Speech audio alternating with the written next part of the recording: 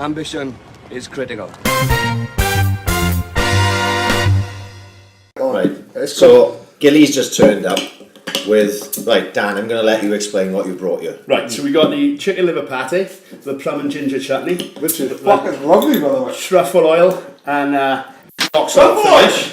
Truffle oil, mate. It's Truffle the oil. usual type of truffles they do in Glastonbury. Otherwise, Nothing but the best for the. and it'd be like FBO, good fellas, seeing helicopters and everything.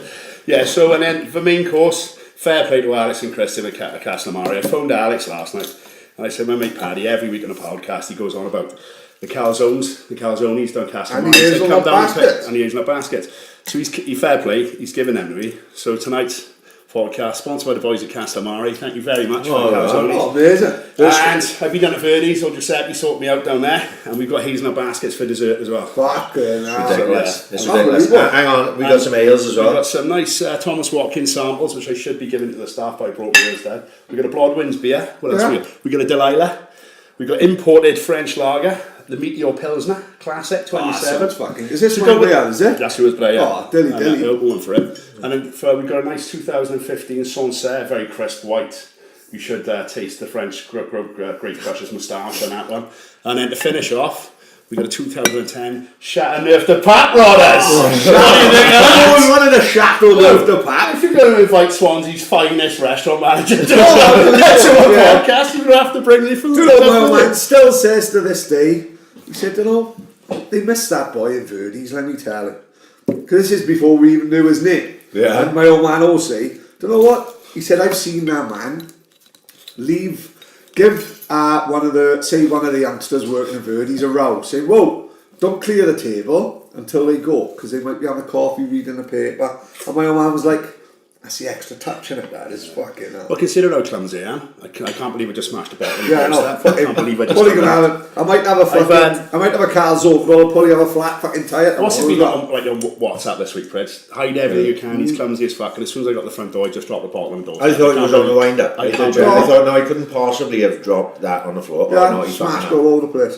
I don't know the first 20 minutes of this podcast is going to go with us stuffing our faces. Oh, it's going to be like an episode of Food and Drink. I'm shocked on that blonde woman, Jenny. It'll give me the fact I was lovely, there. isn't it? It's bloody lovely. Patty's from where I work at Bistrot Pierre. Really This is like Christmas dinner on a bit of bread. My missus, if we goes out anywhere and she has starter, she always has patty. And I don't bother. I go for something, the most substantial looking starter I have. Usually I like a lasagna. That's the thing on it. They used to do a lasagna to start. But they used to come in a little bowl and I'd be like, no, what if I could do it with Italian cut? No, it's a proper lasagna. You know what I mean? Like a fucking one who buys an Aldi's in a fucking metal tray. Who's that Cockney comedian? Out. What's his name? Oh, Mickey Mickey Flanagan. Flanagan. That joke when he says he's in a restaurant and he said, can I get some ketchup please? And he brought it in a little tiny ramen. Yeah. And he went, oh that's lovely, bring the bottle. Yeah. That was bloody lovely. You're very welcome. Do you know that? I'm going to lick the fucking plate now, don't worry about that. Absolutely fucking tremendous. Come on, crack on. Calzone on it. No, honestly, I'm not eating. I went to Pepino's before I came over.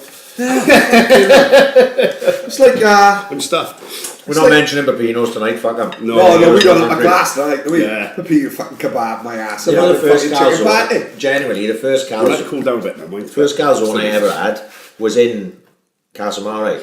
Right. The Oh, ball, And, delicious. and I was like, what's this folded pizza nonsense then? Oh, I'll get out of whirl, like. And it was fucking tremendous. I was sold. This is the Pepinos, like, they drag their calzones on the floor, but they serve them too, like. And sometimes that's what you need. Yeah. But no, this is a bit more upmarket. The only thing the first time I tried a calzone, I was actually in Italy. I fucking underestimated the heat on the inside, didn't I? They fucking nuclear. You've got to cut them first, the steam out. Put a whole So I suppose it's the equivalent of an Italian beef Wellington. I know it is really, I isn't suppose it is, yeah. it? Yeah. I phoned Donna in a week, she should get the meatiest one possible, so that's why I've done Oh, mate, fucking happy fucking days. I have tried the kebab. Have we tried the kebabs from the Turkish kitchen in town? Yeah. Big fan of that. Are they the rolled ones? No, it comes in a tray. Comes in a skip. If you order the, like, mixed platter for two or some shit, it literally comes on a tray. Sharon brought one home a couple of weeks ago. It was a kebab. You know, we'll have a kebab and a pit of bread. But this was like a tortilla, and it was rolled, and it was all ready. Fucking lovely, mate. Really, really nice. Like a G-roll. Yeah, I said a G-roll. I asked her, she got it from, I don't know, someplace on St. Anna's Road, so I haven't got a clue where it could be any I have to fucking try it one. all. Could be the video shop. It's about I've fucking never 80. seen them like that before, rolled up like that. You know. Yeah, Tina had a kebab wrap. She was trying to be healthy, so she had a kebab wrap. You know, yeah. From Pepino's. From the place we're not mentioning tonight. Yeah, there's about 1,000 calories in a wrap. Like, I don't know what. Yeah, I haven't eaten like this for ages. Donna's back on the diet. The band is back, Slimming World is back, so fucking my life is a fucking nightmare. Well, I've been trying to get my timber down because I haven't been able to go running. It's impossible to keep weight down. Oh, fuck. I'll stay off the booze for a couple of weeks. No, and if I stay off, because I finish work, I've done a 12, 14 hour shift. I'm with you, yeah. I'll go upstairs, I'll put your podcast on actually, pour myself a pint, I might have another one, I might have a glass of wine, I go home, like that, invariably have a little doobie, and I've got another glass of wine. And that's I do that five times a week, like, you know. If I don't drink for 2 or 3 weeks, I know it's quite extensive, it's quite excessive lifestyle, really. But, you know, I noticed the weight come off me. But as soon as I have a couple of beers, then a normal food. It's a time of night, isn't it? That's the problem. Finishing late, you know. We might not get a chance to eat, and then 11 o'clock, I might be stuffing your face, and we might do that 5 times a week as well, so that's not good. Especially if you're in the industry you were in as well, surrounded by fucking lovely scran all fucking day. You're not going to go home and have a Russell's burger. I don't know, it's weird, right? It doesn't matter where I've worked, you know, I've worked everywhere, Swansea, Cambridge-wise. You do get bored of the food. Really? Honestly, yeah, give it a year, and you've eaten it 50, 70,000 You think times you wouldn't over and know, over and do you? over again. It's like, fuck me. So where exactly have you worked then? Well, I started off in Verdi's when I was 15. Right. And the only reason I got a job there, right, because I grew up in Upper Calais, and when you're 15, you haven't got a car, there's no fucking buses after 8 o'clock. It's a bastard of a place to go to. You got to walk up the hill, and it's just like, oh. So my mother said, look, there's this ice cream parlour opening in Mumbles. And I thought, I just like light bulb moment. Yeah. I can get a fucking Cinders, and I've got for left. Yeah, amazing. yeah, Fucking superb. I worked down there. I don't have to pester the old man to drop me down. And I just go to Cinders and Neptunes afterwards, and that's the reason I started working there. No I ended way. up fucking staying there for about 7 years. And then I was away from there for a while and went back then, and I did 19 years in Verdi's. But yeah, after that, went travelling. 19 years? Yeah, went travelling for a little bit, came back, worked in Cafe Mambo, and then Indigo then. That was fucking brilliant, Indigo was. Right, yeah. Super. We like Indigo Sundays for a spell, don't we? Oh, it's brilliant. On a Sundays were proper. Bank holiday Sundays. Oh, ridiculous. The DJs on a lorry. It was completely illegal as well, but every single... We just used to hire a lorry, put DJs on it. We weren't allowed to do it. Yeah. But I got photographs. I should have brought a couple with me to show you, and I've literally got almost 1,800 people outside in our car park just fucking with their arms in the air like that. Yeah, it was a great time. And I went back to Verdi's then, and then after Verdi's I went to Laprilla for a little bit, and then I settled down at Bistrot Pierre. So yeah. So you've been at the start of quite a few places then. Like Bistrot Pierre. Yeah. Come from nowhere. I don't know if a lot of people might not have been on Mumbles. If you haven't been on Mumbles for a while and you go down there now, you could be in fucking Change a little. Yeah, you could be in That little area is lovely. I think. Unbelievable. Well, for me especially, you remember what it's like. Padre used to go to Cinders and Neptunes when you were a teenager. Fucking even, wasn't it? Yeah. If you weren't in Who went? queue, you know. You'd have to go in the collectors all bar, the wouldn't you? collectors bar. All the pubs used to be even, and I remember serving a table back in it. We had beautiful weather last year, didn't we? Yeah. It was like May or June, and I'm just serving a table on a terrace now, 9 o'clock at night. I looked over the terrace, and from our place right down to Prayers, there was just people Really? having a drink and enjoying and stuff. Yeah, and that's yeah. what a seaside little So it's probably village town should got be like, really, wouldn't it? you're getting the numbers back but not getting the fucking asshole like. Exactly. It was like, let's be honest, Mumbles on Saturday, we had a few trips down there, didn't we? Yeah. Anyone's birthday, we'd have Louis the minibus pick you up, pound a person. Yeah. I know we might think, fuck, how'd he earn his money, but he did have 31 in the back Yeah, of 15 yeah, seater exactly. once. You would have done that. You passed the test at But- 50p lift anyway. Yeah. That's where I started going out. See, my first night But we out. all did because you didn't get in at 14. Because I was Bishop Go Boy as well, see, because I was mates with Kurt and Yeah. it was like, oh, come to Cinderella's, and I remember going there. I was 15. My 16th birthday was on Saturday, and going down, and you know, you're like, with your fake ID, of course, yeah. and you're going, oh fuck, am I gonna get in? But yeah, and the bouncer's just like, didn't even look at me, like just walked straight in. Oh fucking, threw a bit of fucking calzone in. The one he fucking burst a bottle upside my front. A little bit of pepperoni in the matter. And you're in. I'm like, fuck, I'm in a nightclub, like, you know what I mean? Yeah. I loved Cinders. Oh, it's brilliant. Oh, I loved it. And It was then brilliant. You knew everyone in there, did you? It was either Bishop Gore or Or I was Alpha. Alpha. So you had the two schools, it's just basically all their six forms in one place, wasn't it? it was amazing. And then Very underrated nightclubs. brilliant. No, I no loved it. fuss, no fucking fannying. No. Just proper Well, fucking dress whatever the fuck you Yeah. want. Absolutely. Shorts, As you get older, and I don't mean that much older, when I was about 17, I stopped going on a Friday because a Friday seemed too young. Yeah. Do you know what I mean? Yeah. So I was going on a Saturday. Like, Oh, Neptunes. I used to and graduate then to got Neptunes. this Neptunes in as well. And But I used to go to Cinders 14, 15 years old, and then 16. And then someone introduced me to Arthur Pill at the Pulse in Swansea, and that was it. That was Martha's, and after that, Cinders got fucked off on the Saturday. Game changer then, massive. For a lot of people, Once I started hanging out with these lot, with Paddy and the boys full time, then I went to Mumbles less, you know, because I was like, fuck me, Martha's is class, Quid's in his class, you know what I mean? And then I was talking about this with somebody the other day, and when I used to run Indigo, obviously Indigo used to shut at 11 o'clock. 20 past 11, quarter past 11, the doorman would be at the back of the kitchen. I'd walk straight through Indigo through no time, but every fucker up by 20 past 11. Yeah. I'd knock off at 12 o'clock, go to escape, meet the lads and stuff.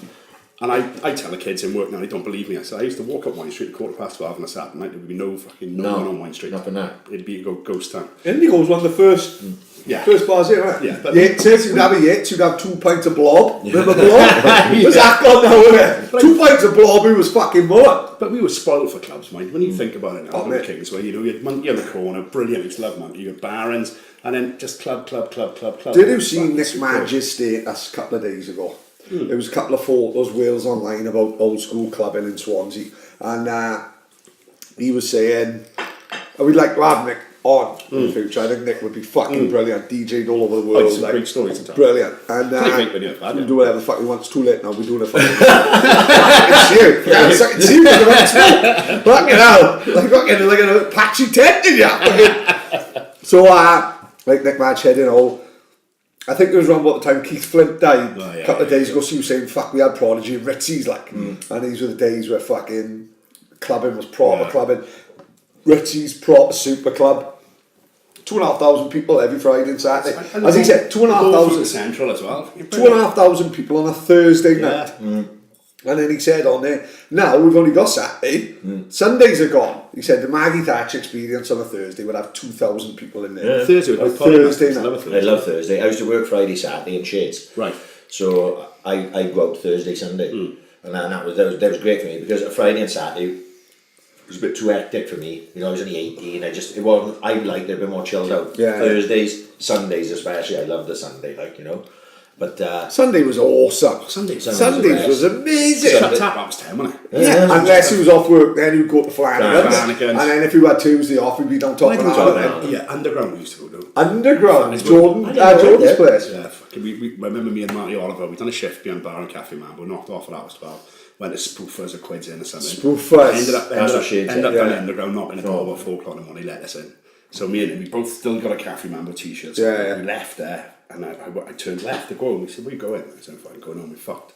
And he said, we'll be back in the bar in 10 minutes. It was 10 to 9 in the morning, we were back on shift. For fuck's sake. Like, honestly, if you work in like restaurants and bars and stuff, you will have to work fucked a lot of the time. Really? You have to, because you work in Saturdays, of course, but everybody else is off Saturdays and Sunday mornings, you're in work. It was the worst shift of my life. I remember like yesterday, I was just like, I climbed up the ladder, you know, behind the bar and Cafe Man. I said, Mark, you catch this wine for me, you won't even be behind the bar, you don't have the toilet. I'm surprised, another smash ball. He must hold the world record for smash balls. Unbelievably. Do like, I had a letter through today, 20 years in work, like, which fucking have gone in the blink of a fucking eye, right?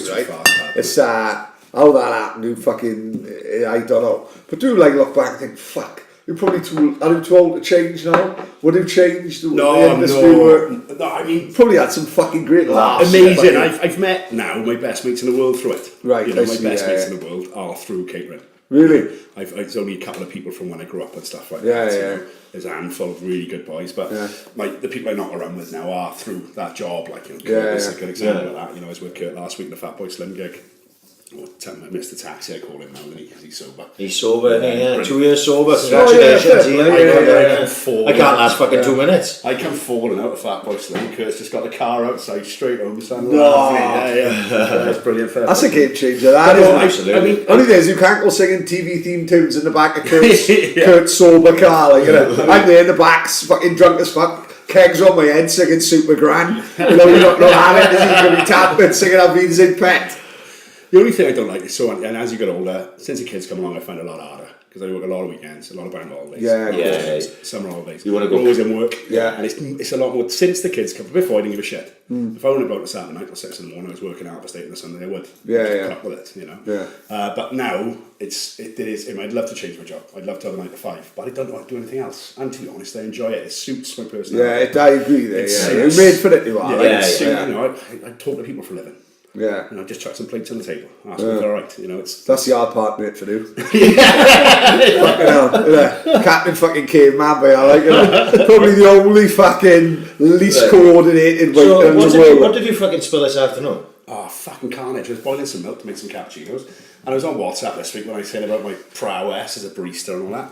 And I turned... Hang on, let's skip over that. Barista of the year, how many times? Sure, I won the Welsh Championship 5 times in a British. Not who can believe there's actually a Welsh coffee making championship. I know. Let's be well, fair. we get all the champions in here. We get Enzo, we get John Phillips, we get Jay Harris, we get Brett Jones. I'd like to see John Phillips make a fucking mocha chocolate latte. Let me tell you. You know what I mean? I know it'd be funny if John made one, even if it was shit. It'd be the best ever. That's the best one John, that's the best one ever. Gilmore who? Superb John. Best I've ever John's seen. walking around with a bammer belt on one shoulder and a coffee maker on the other. We had some great times doing that, mate, because it was all sponsored by a company called Brasilia. They treat it like a king, like. The first year, they flew us out to Milan. We stayed in a castle in Milan, like. Fuck off. The second year then was in the Savoy. I can't afford to stay in the Savoy. No. We had 3 nights in the Savoy, all paid. 3 fucking nights, he's dragging it up. He's Italian, motherfucker, isn't he? When we were booking out, I said, excuse me, I said, my room was paid for, so how much would my room have been? And this is back in 2004, mind. They said, it's £344 a night. Oh, I stayed there for 3 nights, so I was swatting about like that. Look at me, I'm rich as That's where Maggie Thatcher lived, didn't she? Maggie Thatcher's living next door to Gilmore, like, fucking unbelievable. £80 bar tab, and I went to the bar and ordered 2 Long Island iced teas and 2 cosmopolitans. Beautifully made, my proper cocktails. Yeah. So I said, can you put it on the bar tab? And he said, yeah, it's an extra £14 though, sir. I said, fucking hell, 94 quid for 4 cocktails. You smell money in there. Like. Yeah, it was great. We had a great time doing that. I won £5 grand. I bought the house in Portsmouth with that. Really? Yeah. Oh, fuck, how was your deposit like? Deposit. Unbelievable. The following year, I won it again, and the other £5 grand, I just put out my nose and went right beat. Well, at least we didn't waste the 2 of them. Oh, it was good. Good laugh. Just fucking making some coffees and stuff. Yeah. But how do you even start that? How does someone turn around and go, oh, Gilly, you fucking also making coffees, let's end doing this competition? That's basically what it was. Yeah, what it was. Me and my mate Roger, he's a really good barista as well. He's out in Canada now. And one of our customers just entered us into this Western Mail competition to find Wales' best barista. And we went to this, we went somewhere, I think in Swansea, made a few coffees and stuff. And then after that, they entered us into this Welsh Championships in Cardiff. And between us, we won it about 7 years straight. Yeah. Straight Because Mario Verdi's, he grew up in Pentlegate, but his old man's Italian, so he's making coffees since he was a kid. And then they went back to Italy in the late 80s and he opened a bar out there. And he got trained by this guy called Paolo Livieri, who's considered one of the best baristas in all Northern Italy. He worked with him for 5 years and then taught us. So there's nothing we didn't know about it, like, you know. But surely a barista is just turning on the coffee machine. Yeah, no, but that's like saying being a postman is just sticking letters through a door. You know, stupid. See, there's a little bit more here. 3 times. They had me in the arches. 3 nights running. You know, there's more to it. No matter what you do, no matter what job you do, there's a little bit more to it. It frustrates me. People say to me, "Well, I just driving around all day, innit?" I go, "Oh fuck yeah! If it was just that, every can't be doing it, wouldn't it? But not, because you've got a bit more about you than that, right? You know." Yeah. And it's the same with any job. It is a lot more complicated than that, but it's boring as fuck, so I'm not going to get into it. Like. Really? But there was one thing I got to say when we did that. They did like a question and answer session. And they said, and I was the only person, it was like, who wants to be a millionaire sort of way they did it. Stuart Hall was a combat, fucking people. Princess Anne, you got a water. He's in... Well, it's a knockout. That's him. He's in fucking Strange Ways though. He's another nonsense.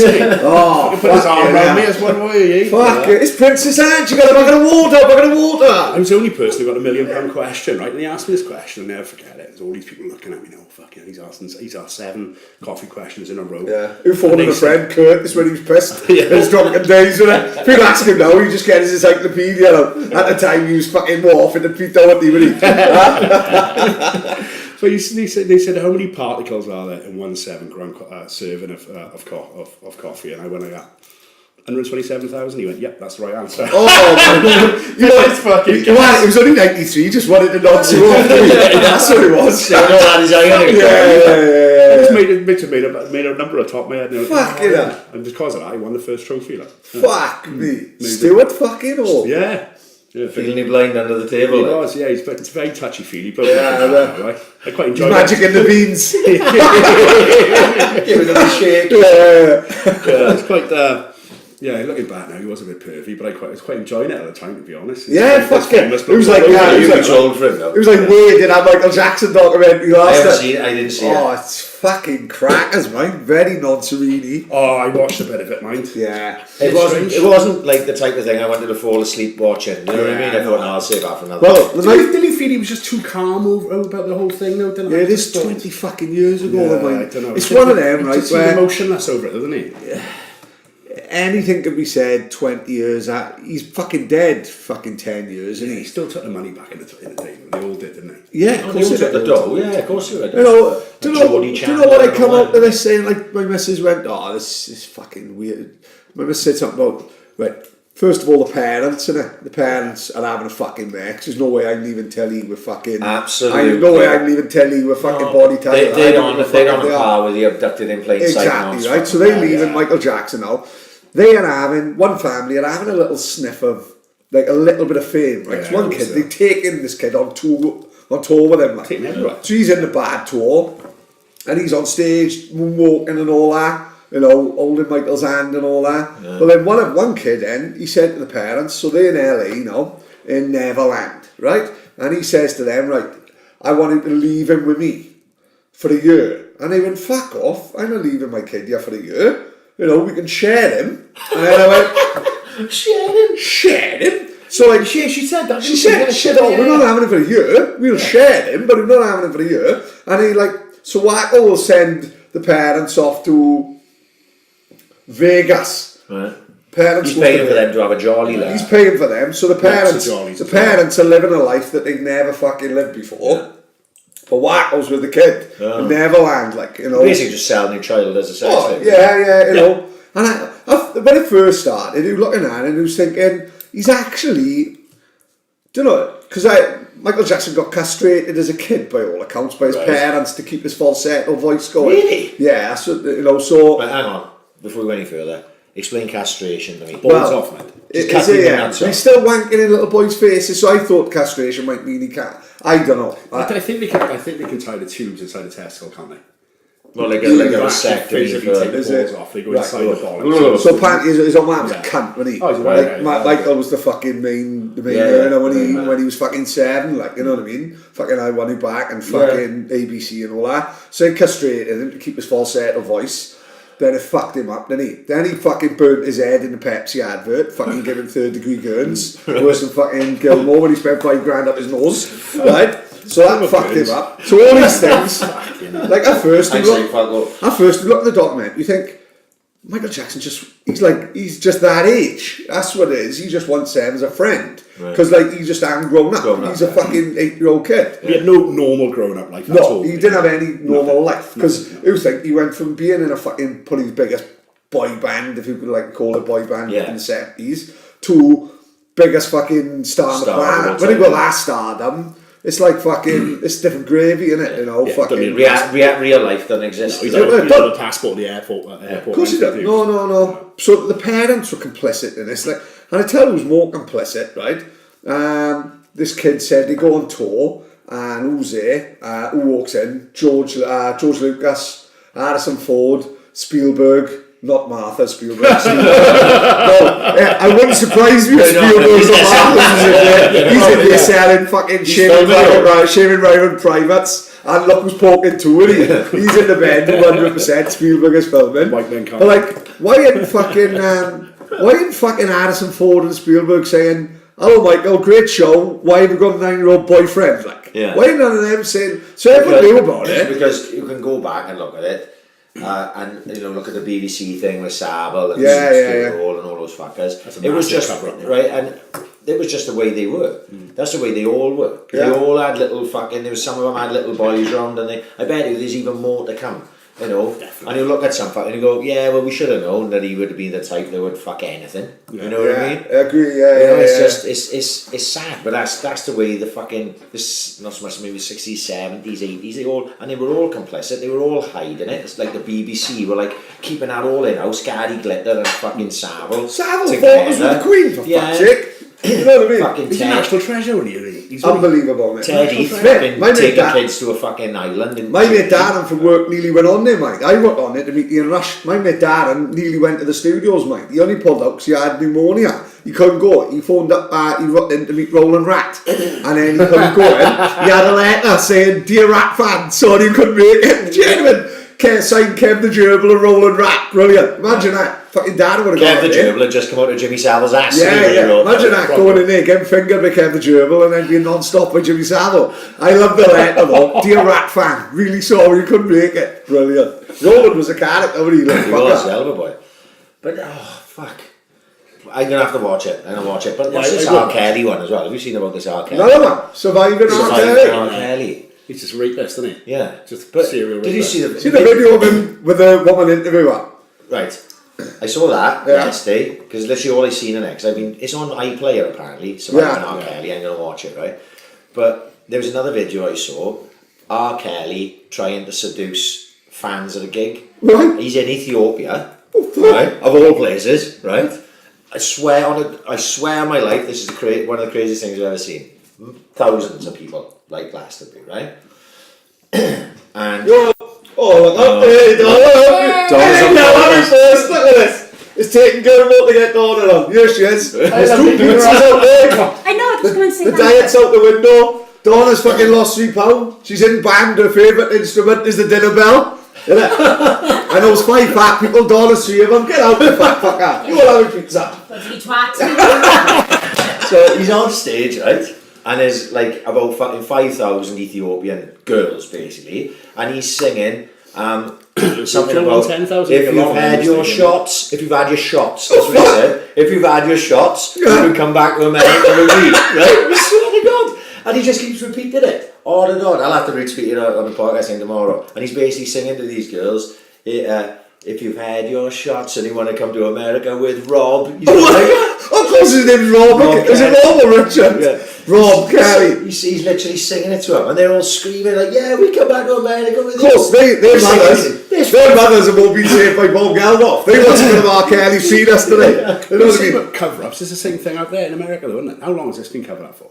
Fuck. Because R. Kelly The was old around when I bastard. was a fucking 20s. It's the remix to Ignition. That's why he sneaked into the Las Vegas nightclub. when he married Aaliyah when she was 15. He did, didn't he? Yeah, No way. yeah. You know Aaliyah, the singer. Yeah. He married her when she was 15. Yeah, she died. Oh, Yeah, fuck. A plane crash, wasn't it? Something like that. Yeah, she died. She was going out with Dame Dash at the time, the guy from Jay-Z. Really? With Jay-Z at Rockefeller Records. Just on the music front, you just mentioned Keith Flynt before. Fucking obviously, all of us grew up with Prodigy, didn't we? Yeah. Oh, Yeah. fucking fantastic. Do you remember seeing him at Ritzies? I know. Don't know. I thought I saw him at Pulse. I've seen him about 4 or 5 times. I'm sure I thought I saw him at Pulse, but maybe I got him mixed up. Ben, it think I was was in from Pulse 1993, Yeah. mate. You know, But I'm just thinking how lucky were we now to see Prodigy in Benegasi? Because that it was they haven't incredible. played many live gigs since then. It's not that. No, like And what a gig as well. What a band. Yeah, the old one is a relatively new song, isn't it? You know, Yeah, no, the writings on the wall, and it is a fucking Banger. as well, you know, and that's quite new, like, you know. And he was he's probably the face of the Prodigy, Yeah. when he, you That know. was just what a night though, because you had no Gallagher, didn't he? And he introduced Prodigy onto the stage. Yeah. So fucking hell, what a night like. What was the crazy thing about that? But if anyone's lucky enough to have been to Benny Gazine, is we're all the same in gigs. We stay at the back by the bar. We know ones to get to the front. We never have the chance. We always goes in late. Late, You know, I like my own space. yeah, we has a baby. I want to be close to the Yeah, bar. we has a baby Down, yeah. outside. Then we goes in late, and we at the back, close to the bar, and we just sing along, fucking nagging each other, basically. Right? But with Benny Gazine, we sort of, what was happening? There's only 2 stages, like, so the music would finish on this stage, and everyone would fucking go to this other stage. It's quite narrow as well, pal. One's very wide. So like, next sort thing of we funneled find in. then, we all dressed as wrestlers, Well, but apart from me, about 20 yards from the stage, which I'm never 20 yards from Yeah. the stage. we had great view. And then all of a sudden, no Gallagher come on, and we are like spitting distance. Yeah. And then he finished, and the Prodigy come on, And it was class, right? Yeah. What a night, what a warm up, Yeah. and then what a fucking ending. Yeah. Fucking chuffed the fuck. We Oh. were at the front end, mind. Amazing. Superb. It was amazing. Yeah, what a band. I mean, I'm not, when I remember when Michael Jackson died and people saying on, or any famous, George Michael. It can't affect you that much. All on their You Facebooks really going, I'm do. absolutely devastated, I'm crying my eyes out, take a day off work. I'd never fucking met them. Yeah, I agree, appreciate yeah, the yeah. music and stuff. Yeah, like yeah. that, but, I just put on my Facebook this week, cheers Keith, and just put on Yeah. But I'm not going to fucking cry over it. Like, I No, find that fuck a bit no, I strange. don't know Nah, it. it's Yeah. like- What's I it, what was you saying- called it the other day? Was it something, No, it's grief? grief junkies. Grief. Yeah. There's loads of That's those on nice, social yeah, media, yeah. and It's there's like loads of if someone dies, then they've got to show the biggest load of affection about it, like, you know what I mean? And it's great. it makes me cringe. Look, I'm like, I can't. There's things like, I remember James Gandolfini dying just for Yeah, argument's sake, and I'm more films and TV than I am music, right? So James Gandolfini died. He was a big part of Sopranos my guy. growing up, because Yeah, Sopranos, right? And James Gandolfini died, and I was like, oh fuck, James Gandolfini died, what a blow. I didn't think any more of it than that. I didn't know James Gandolfini. Do you know what I mean? Someone close to fucking dies, and fucking hell, you're heartbroken. I don't know, people. But look, it's just another thing. That's social media thing. Isn't it? Before social media, people weren't ringing each other up. Going, I can't believe James Gandolfini died. Yeah, they people falling up like every word about like Turner. You know what I mean? No one's gonna fucking. The breeds would tell me to fuck off. You fucking. But these days, because you can manifest every emotion Yeah. on Instagram, Facebook, Yeah, Twitter, whatever the fuck. Then there is this outpouring then of like say the grief junkie culture, but. It's great, if you respected Keith Flynt, like you were big and music fans of me, and there's other things I respect, I'd show respect, yeah, but it wouldn't be like, oh, my world have ended because what the fuck? so died. I was thinking about it, like I remember when did the Project Experience come out? Would it be 92, 93? Yeah, early 90s. He's out with the white album. I got it, Yeah. so like, Oh, I remember God, Lee God. Adams introducing it to me, like Lee Adams' house, Lee would play his music, right? Full blast. I mean, literally, we would hear it down the fucking street, and he goes, "Oh." I remember the first song I heard was probably Charlie, right? Yeah. And Which probably hadn't aged very well. No, But if at the the time when Charlie came out in the where was it? The disco up in Clydach. Every Monday night you'd have a disco up in Clydach. I can't remember the name of the place. And they play that, and it would go off. Yeah. It would go off. Anyway. I remember hearing it on something like, do you remember they used to have on ITV, they had the chart show at like On a Saturday afternoon. right? Yeah. I must have heard it on something like that. I was like, what the fuck's this song? And then Fire, I heard Fire, right? Yeah. And like Lee had the Prodigy Experience album, he must have had it on cassette, because I don't even think CDs were even a fucking thing at that point. Yeah. It was a cassette, right? So you got to listen to this, like, and we would just play that album, just fucking non-stop, start to finish, Outer Space, everything. Well, no, Outer right? Space. Outer Space is still a classic. Yeah. Well, Who listened to the song You've dropped that it right now in the No, place it's of amazing. Who listened to the song that Out the Space sampled? It's called I'm Gonna Put On an I Iron heard it, Shirt. yeah. Like it's a fucking reggae song. Reggae song. It is fucking brilliant. I'm in the house, I'm smoking a biffer. I fucking beating fuck out of Donna like Ziggy Marley. I don't give a fuck, pretending she's Lord of Hill. I'm smashing her living daylights out until he's in bed. I don't give a fuck. Honestly, fucking brilliant song. And like I was thinking about it, I said, I remember passing somewhere, and like the Prodigy Experience was on sale on CD for like $2.99. I'm like, fucking, I can't leave that there. Yeah. When I 2 years later, CDs became redundant. Yeah, exactly. Jimmy Iovine is fucking blaming and Brian Pringle for the death of the CD. You know what I mean? It's like, that's like a seminal album, like in your life, if you take, like for me now, I'm not talking about Fushals, but like if you go back in your life and you go, right, what was the first album you remember listening to? And I was But it's like you say, fuck me, it'll probably be the Project. No, it wouldn't have been. It would have been probably Ice-T, Original Gangster, right? But that would be the first dance. I was a few rap ones like Public Enemy, and that was before that, because I was rap boy back then, little white black boy like. But then the Prodigy Experience came out, and then I sort of got into all hardcore and that Dreamscape and all that shit. Yeah. you And say tapes to CDs and then to iPods. I know Spotify and Apple Music and all that. I think Prodigy were definitely one of the first 5 ones that you download on it. Oh, for me, yeah, that's yeah, Xbox. of course, yeah. Got my Stone Roses on there, got my Oasis on there. Like, let's get some fucking Prodigy on there now as well. If we're going to have like a seminal dance band, I love Daft Punk. Don't get me wrong. I love a bit of French. Number one for me. Daft Punk, absolutely absolutely incredible Number one for band. me. but without Prodigy, is Daft Punk. Yeah, they're like there's a evolution, isn't there, in the music, you know, and Daft Punk's first album is fucking unbelievable. The second one not fucking bad either. I got both of them in the house, Brilliant, you know. yeah.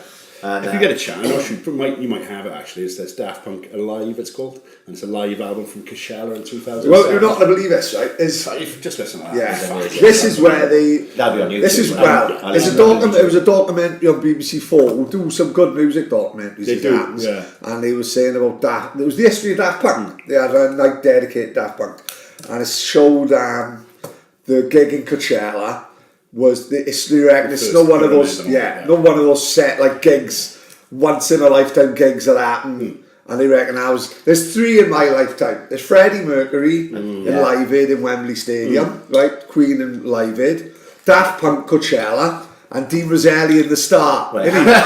Dean Roselli in the Star, innit? Singing all around the world by Oasis. You've got like a Swiss Army fucking bottle opener. Of course, mate.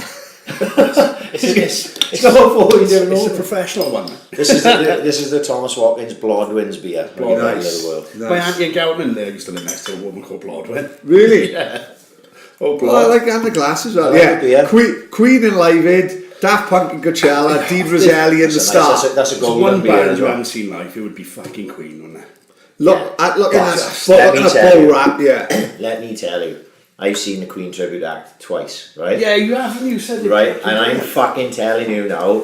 And if you don't have a good time watching the Queen tribute act, you don't know what a good time. Has he got a good voice, lead singer though? Is he? Good, Especially if we've had 27 pints, he sounds fucking amazing.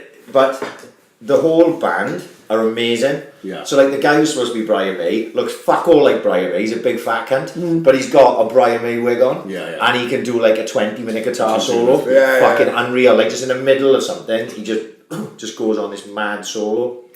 The drummer does the same. Honestly, God, they are fucking amazing. They are absolutely amazing. Nick in that last pad, isn't he?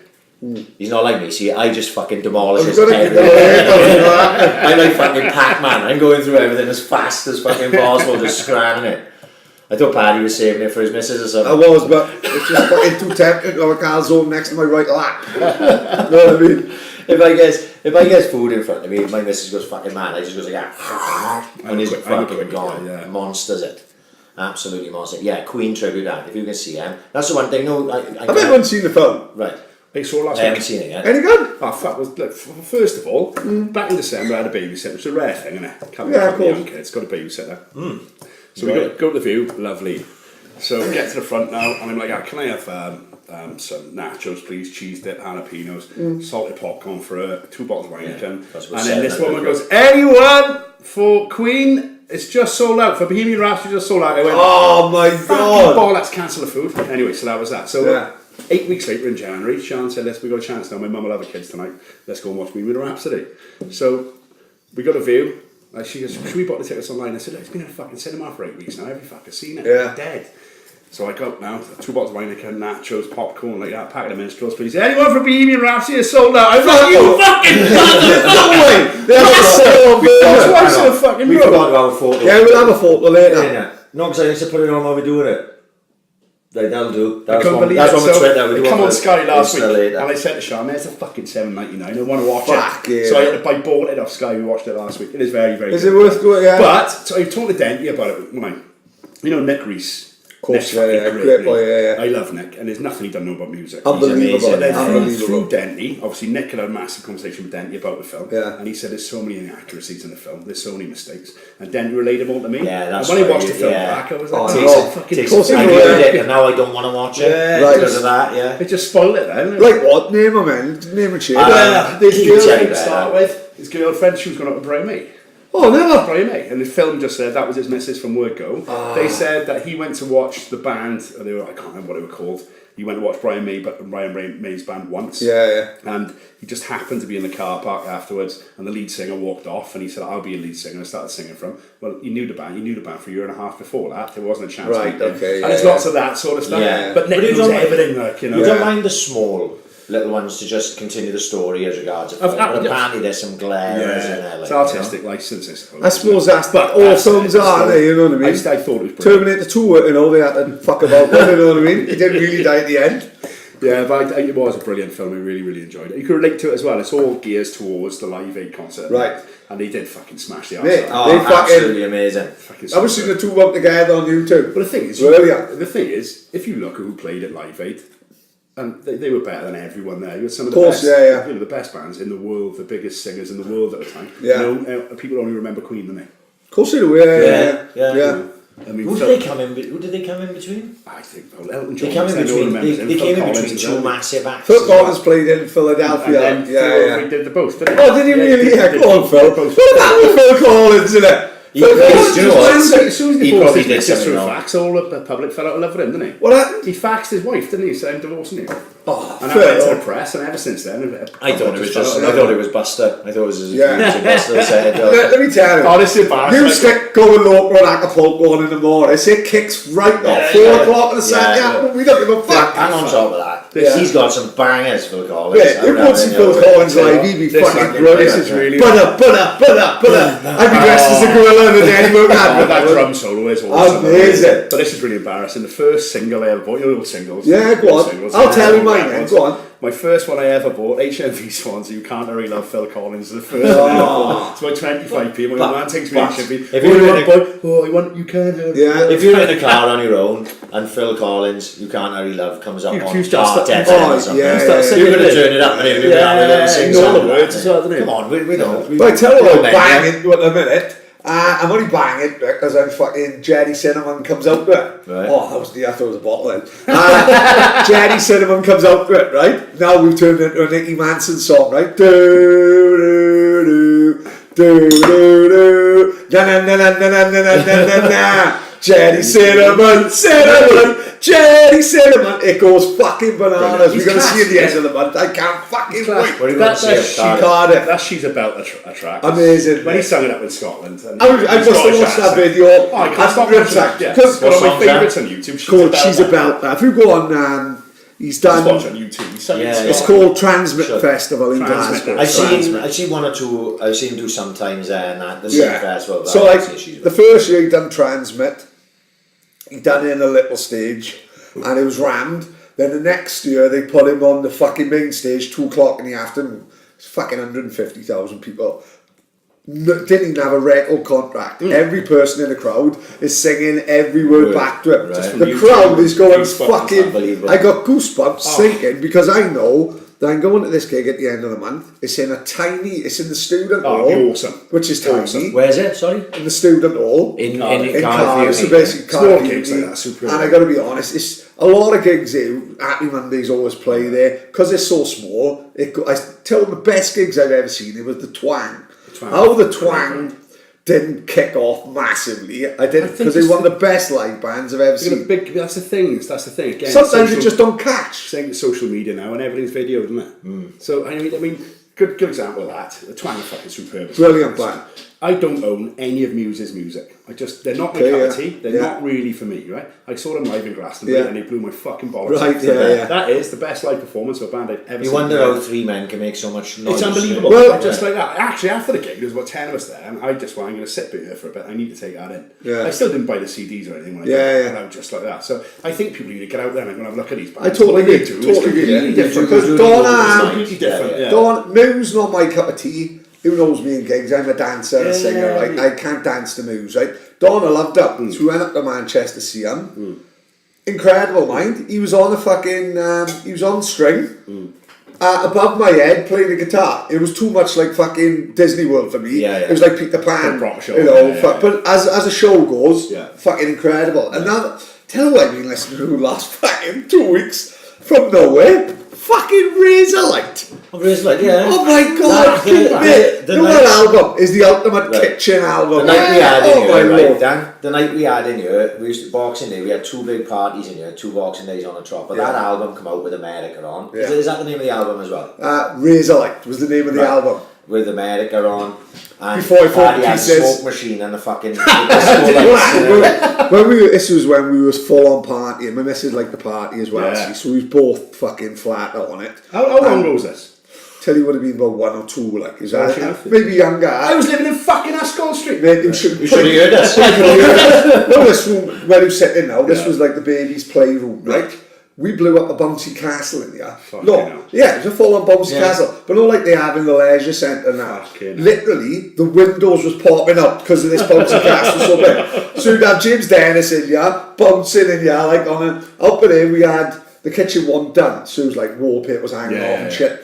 Which was hanging Monday, That's the Friday, best time to but have a party. Saturday night, mate, didn't the give a smoke fuck. machine was in there. We had disco lights.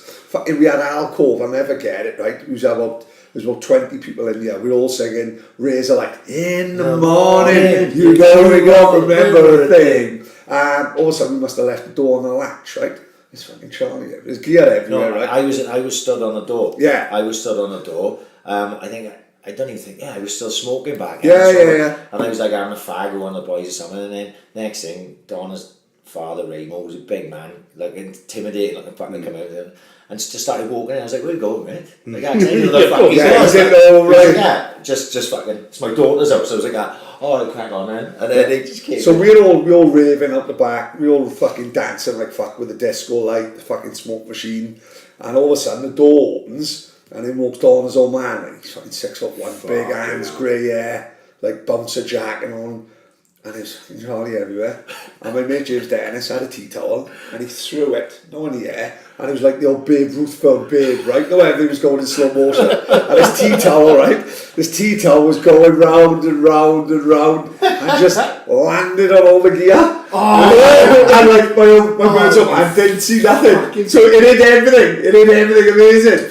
Said, oh, what did we do? We just stuck the Beatles up with Donna's mother. She was pissed as fuck. Yeah. She started singing, she started dancing to Lumbly Do. Oh. You know what I mean? But there was that awkward like 10 seconds, 15 minutes or something like that. They was in the room and everyone's like naughty school kids like the 12 not saying a word. It was off it like that fucking Before I fall to pieces, yes I go. Fucking brilliant. Someone licking a tea towel after. Yeah. Well, fucking hell, embarrassing story. We moved into Scott Street, of course, Yeah. in December the 4th it was. Fucking awesome, mind. We had people knocking the door. I mean, my missus worked with Jackie at times, lived 2 doors up. And Lovely woman. fucking Jackie great. Rad, lovely woman. Yeah, Dean knocked the door Christmas Eve. He said, right, you, to Sean, up the house with Jackie, all the girls are in the kitchen, you'll come down to Union when we meet the party. Oh, Fucking super. amazing. There were Yeah, cards yeah, from people we didn't know anyway. I went out. I think just before New Year's Eve I got a right pepper. I didn't fucking day of the week it was. I was fucking wrecked. The first taxi driver wouldn't take me, so I'm fucking taking you anywhere, mate. I was fucked. So I thought I'd walk up. I'm banging the door now. I lost my fucking keys and I take my clock. Banging the door, answer. This fucking bloke answered. What the fuck are you doing in my fucking house? I'd sort of sobered up, from the work home. And he said, it's my fucking house. I said, no, I bought this house 2 weeks ago. He said, you fucking haven't. I've lived here for 30 years. It was fucking 38 Pant Street, not 30 fucking hell. Guys in the attic pulling up the deeds, isn't he? I was what you doing my bed? It was fucking freaking. Fuck yeah. I took a bottle of wine and the next day something. I mean, I'm really sorry. All the streets look the same to me. Not Yeah. Yeah. It is right. 4 o'clock in the morning. Right, Sean, let me in. Oh, you've got people from everywhere in our parties, like, 3 doors down, 4 streets down. Yeah. They walk past. Porten, it was pretty old school. and it That's was- how when you see like the students piling in, I'm a modern man. I'm fucking living all that. Oh, I will say, mate, the fucking guy opposite student, he must be related to you, right? Last Friday. Handsome as he passed. Last Friday. Yeah. What's a bungling idiot? Usually, if there's anything happening in the street, we got a woman opposite, big black woman. I call her Macy Gray, right? I know the one. I picked up She's the 40, taxi. right? She's absolutely Have you seen the daughter? Macy Gray Jr. Macy Gray Jr. Right? Tracy Gray, we calls her, right? Absolute lunatics. Policing in the house all the fucking time. I don't know what the Have you fuck seen is her going on. boyfriend? He's like, he got something you dropped look on like his Simon face. West of me. Yeah. You got a face like a melted welly. Honestly, looks like an extra backdraft to me. So You got a little beetle hand as well. pretty much everything wrong with him. Coming on with him. Right, so it's always fucking Black Mariah's here and all that, hashtag no racist and all that. There's always police fans here now. And we never know, right? And pretty much, unless it's happening in my own house, I couldn't really give a fuck, No, right, same. to be honest. Yeah. Unless it's happening in the I don't care about fucking neighbours, people arguing, I don't really give a fuck. But the other week I was off, right? And Donna and Tilly wakes me up and said, you've got to come and have a gusk at this. It's fucking going right off up here. I think, fuck, really? I thought, I'm off in the morning, I'm watching The Founder, Michael Keaton, Still didn't get a chance to watch it. So I I'm making a note just for my Founder, it's great fun. You'd love it. So I'm watching that, so, oh fuck it, I'm off tomorrow. Let's have a look, see what's happening. Wow. Best fucking is better than a Netflix series. Yeah. Police out there, fire brigade. The student They put him out again. student living opposite, right? Banging on the door, he forgot his keys. So banging on the door next door, says, what the fuck's going on? He was fucking making this up. Like, yeah, I can't find my keys. Alright, fucking 10 minutes goes by. All I can hear is noise outside the window. This fucking dull cunt's climbed up the wall, right? Yeah. Climbed up the fucking pipe. All of a sudden, he falls backwards. Takes their gas pipe with him. Oh my God. The house is condemned for 2 days, Right. right? The fucking police locks him up. He's 20 years old.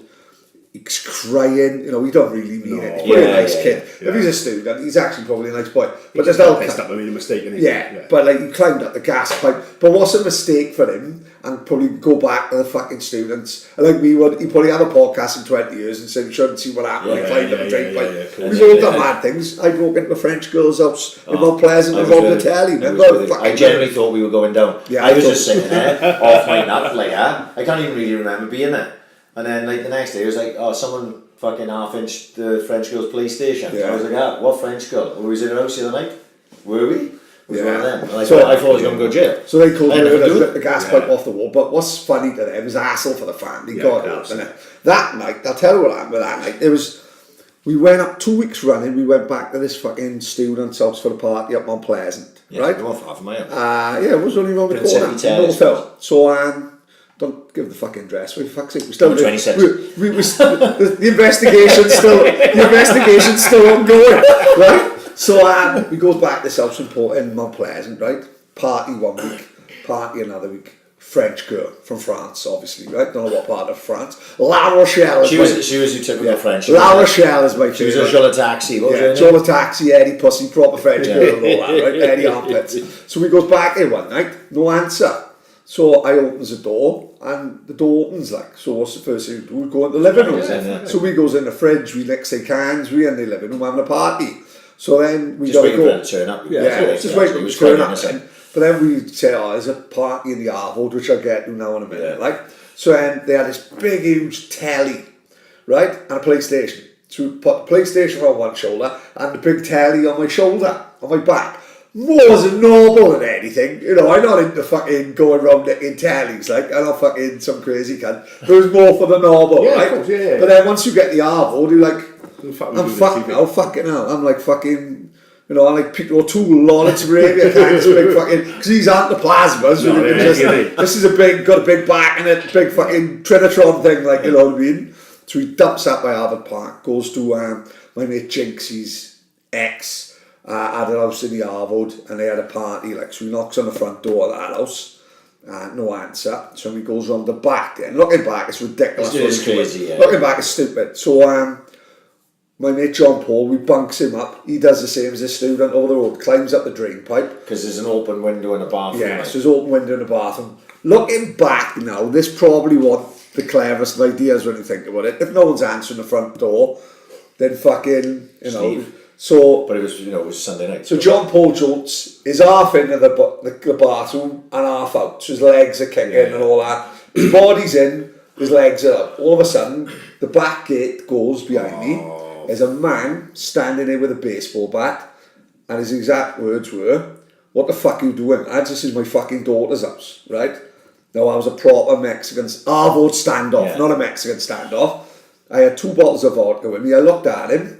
I said, "Do we look like cat burglars?" Right? Yeah. And it was literally, he sort of went, because there was 4 or 5 of us, and I went, he'll come down and we'll just fuck off. I said, because who knows we're not burglars. I don't look like Hudson Oak. Do you know what I mean? And he sort of stepped back. You're not going to be tippy-toeing around the party. He stepped back, we fucked off. I grabbed the telly, had to take it back to Mount Pleasant 3 days later. Threatened us with the police, did she?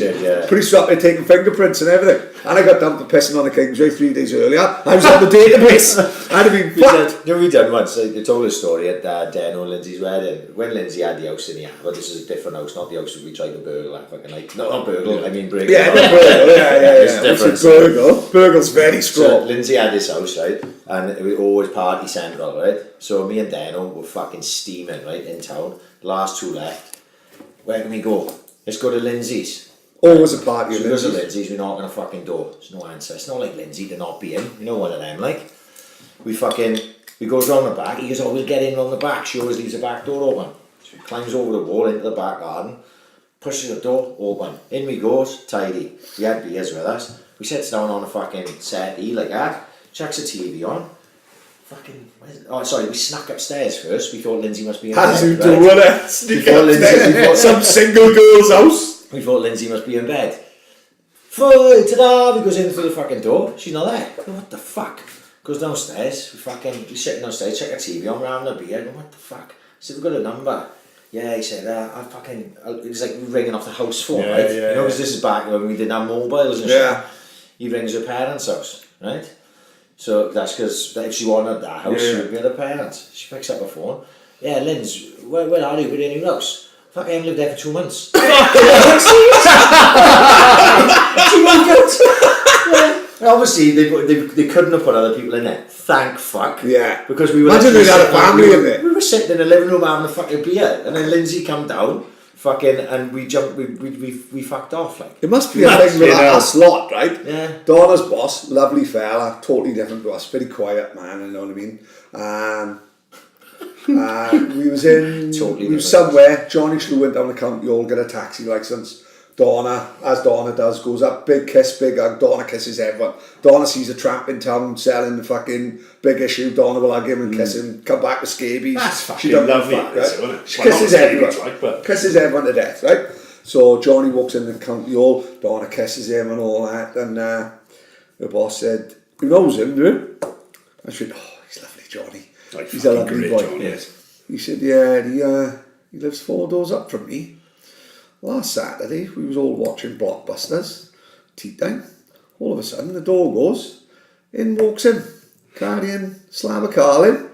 One look at us and went, I think I got the wrong. I think I got the wrong fucking house." I fucking turned around and walked out like they all looked at each other, looked like a proper square family. Like, what the fuck was happening here? Like, I had a fucking stinker before. The cops is bird in town. It must have been about, it was way before I was with Tina, so I can say this Yeah. without fucking upsetting her. Get your timeline right. Yeah, and I was about 20, and I crossed this girl in town, in upstairs Quids Inn as it happens, right? And It wasn't hard to follow. no.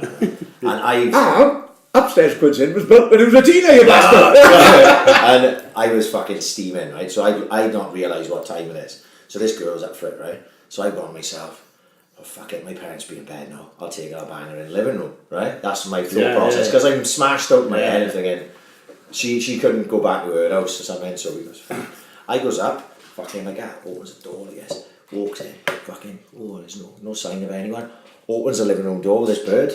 Literally, my fucking parents and my brother and sister are sitting there watching Saving Private Ryan. Oh, in the fucking no. living room. I got this fucking bird again. I was like, alright everyone, just shut the door and just like went straight back out, pull the door. It's like, what fucking time is it? It's like 9:30. I was like, oh fuck me, I've done well to pull this early.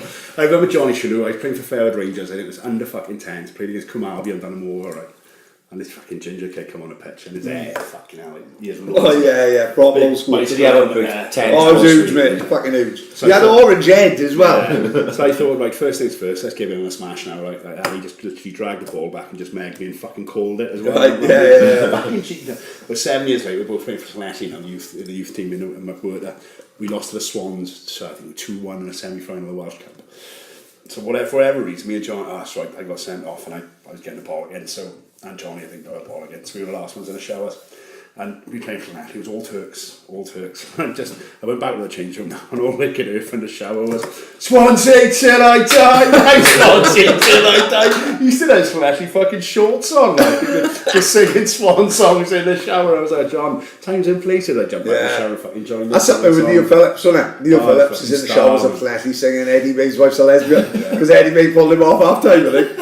Eddie May's wife's a lesbian. Fucking he's a manager. He used to fucking crack me up. Yeah. He used to crack me up. Honestly, Terry, our manager, was a guy called Terry. He was like quite aggressive. No good. Terry Lewis. He was my manager. Terry Really Lewis nice was my manager as bloke, well.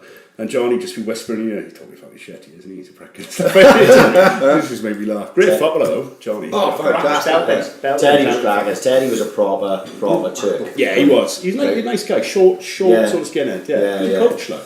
He gave me the best story I got about myself, right? Right. We was playing up in, Paddy's gonna hate this. We was played up in Kylie on. Sorry, Pat. No, I switched myself off And, already. We had played Kylie on earlier on in the year. We'd done them like fucking 10-0. Like Kylie on's a Newport, right? They weren't much to them, but they were, you know, Newport cunts, you jack bastard and all that, giving us shit. Like, so he goes up and we plays him in a cup. And we had a few boys out. Mumford didn't play, Jinxie didn't play. We was a little bit short, but we were still way too strong for these. And we goes on, and we know boys aren't playing particularly well. And it got really like naughty, like the tackles was going in. And they had this one boy who was playing in the centre of the park for them. Obviously I was playing at the back, this boy was playing in the centre of the park. And he was full of it, and I thought, fuck me, I got to get close to him. But he was just always, you know, he's centre of the park and playing the back, just too far away. But anyway, it was a bad day, right, real wet and that. And this ball dropped in the middle, and I saw my chance, and I went over, and I fucking dived in, and I should have no business going for it. They were 70-30 in, right, but I got there late, I fucking smashed into smithereens, right, legs up in the air, caused a brawl, you know, one of them, got booked, and I started then, it G'd us up, right, and we ended up, I scored just before half time, we were 2-0 up, and I was trying to drag everyone up, you know. And I goes in the change room half time, I'm fucking covered in mud, right? I'm fucking full of it, you know. Sits down, Terry goes bonkers, right? And he's a proper Turk. He is screaming, right? I mean, as red as Gilly's t-shirt, he'll go and he'll just lose his marbles, right? And he's calling. Alan Curtis's 1982 training top. Oh, look at that. He's pointing at people and he's going, you not putting your foot in, you shit house, blah, blah, blah, blah, blah. He's going like this, and I got my head down now, because I thought, fuck, I'm not doing that bad, like, but with Terry, you weren't too sure. And all of a sudden he goes like, he said, and this boy by here, he goes, if all of you had the fucking heart of that boy, he said, we'd be fucking unbeatable. Oh, you take that all day. No, this is the best bit. He goes, give me 11 Ryan Pridmores any day. And he storms out and he slams the door, right? So I'm sitting there now, and you know me, I'm a cunt. I jumps up from his head, goes, wow, I'm the fucking governor, and all you lot of shit. I starts abusing everyone. And you know all these boys, like, I respected everyone in that change room. They were a lot of them were way more talented than me. And they were going, Pred, shut up, you cunt. And I'm going, you were fucking hopeless. Dyers, you fucking hopeless, you shit house. I started giving it to everyone.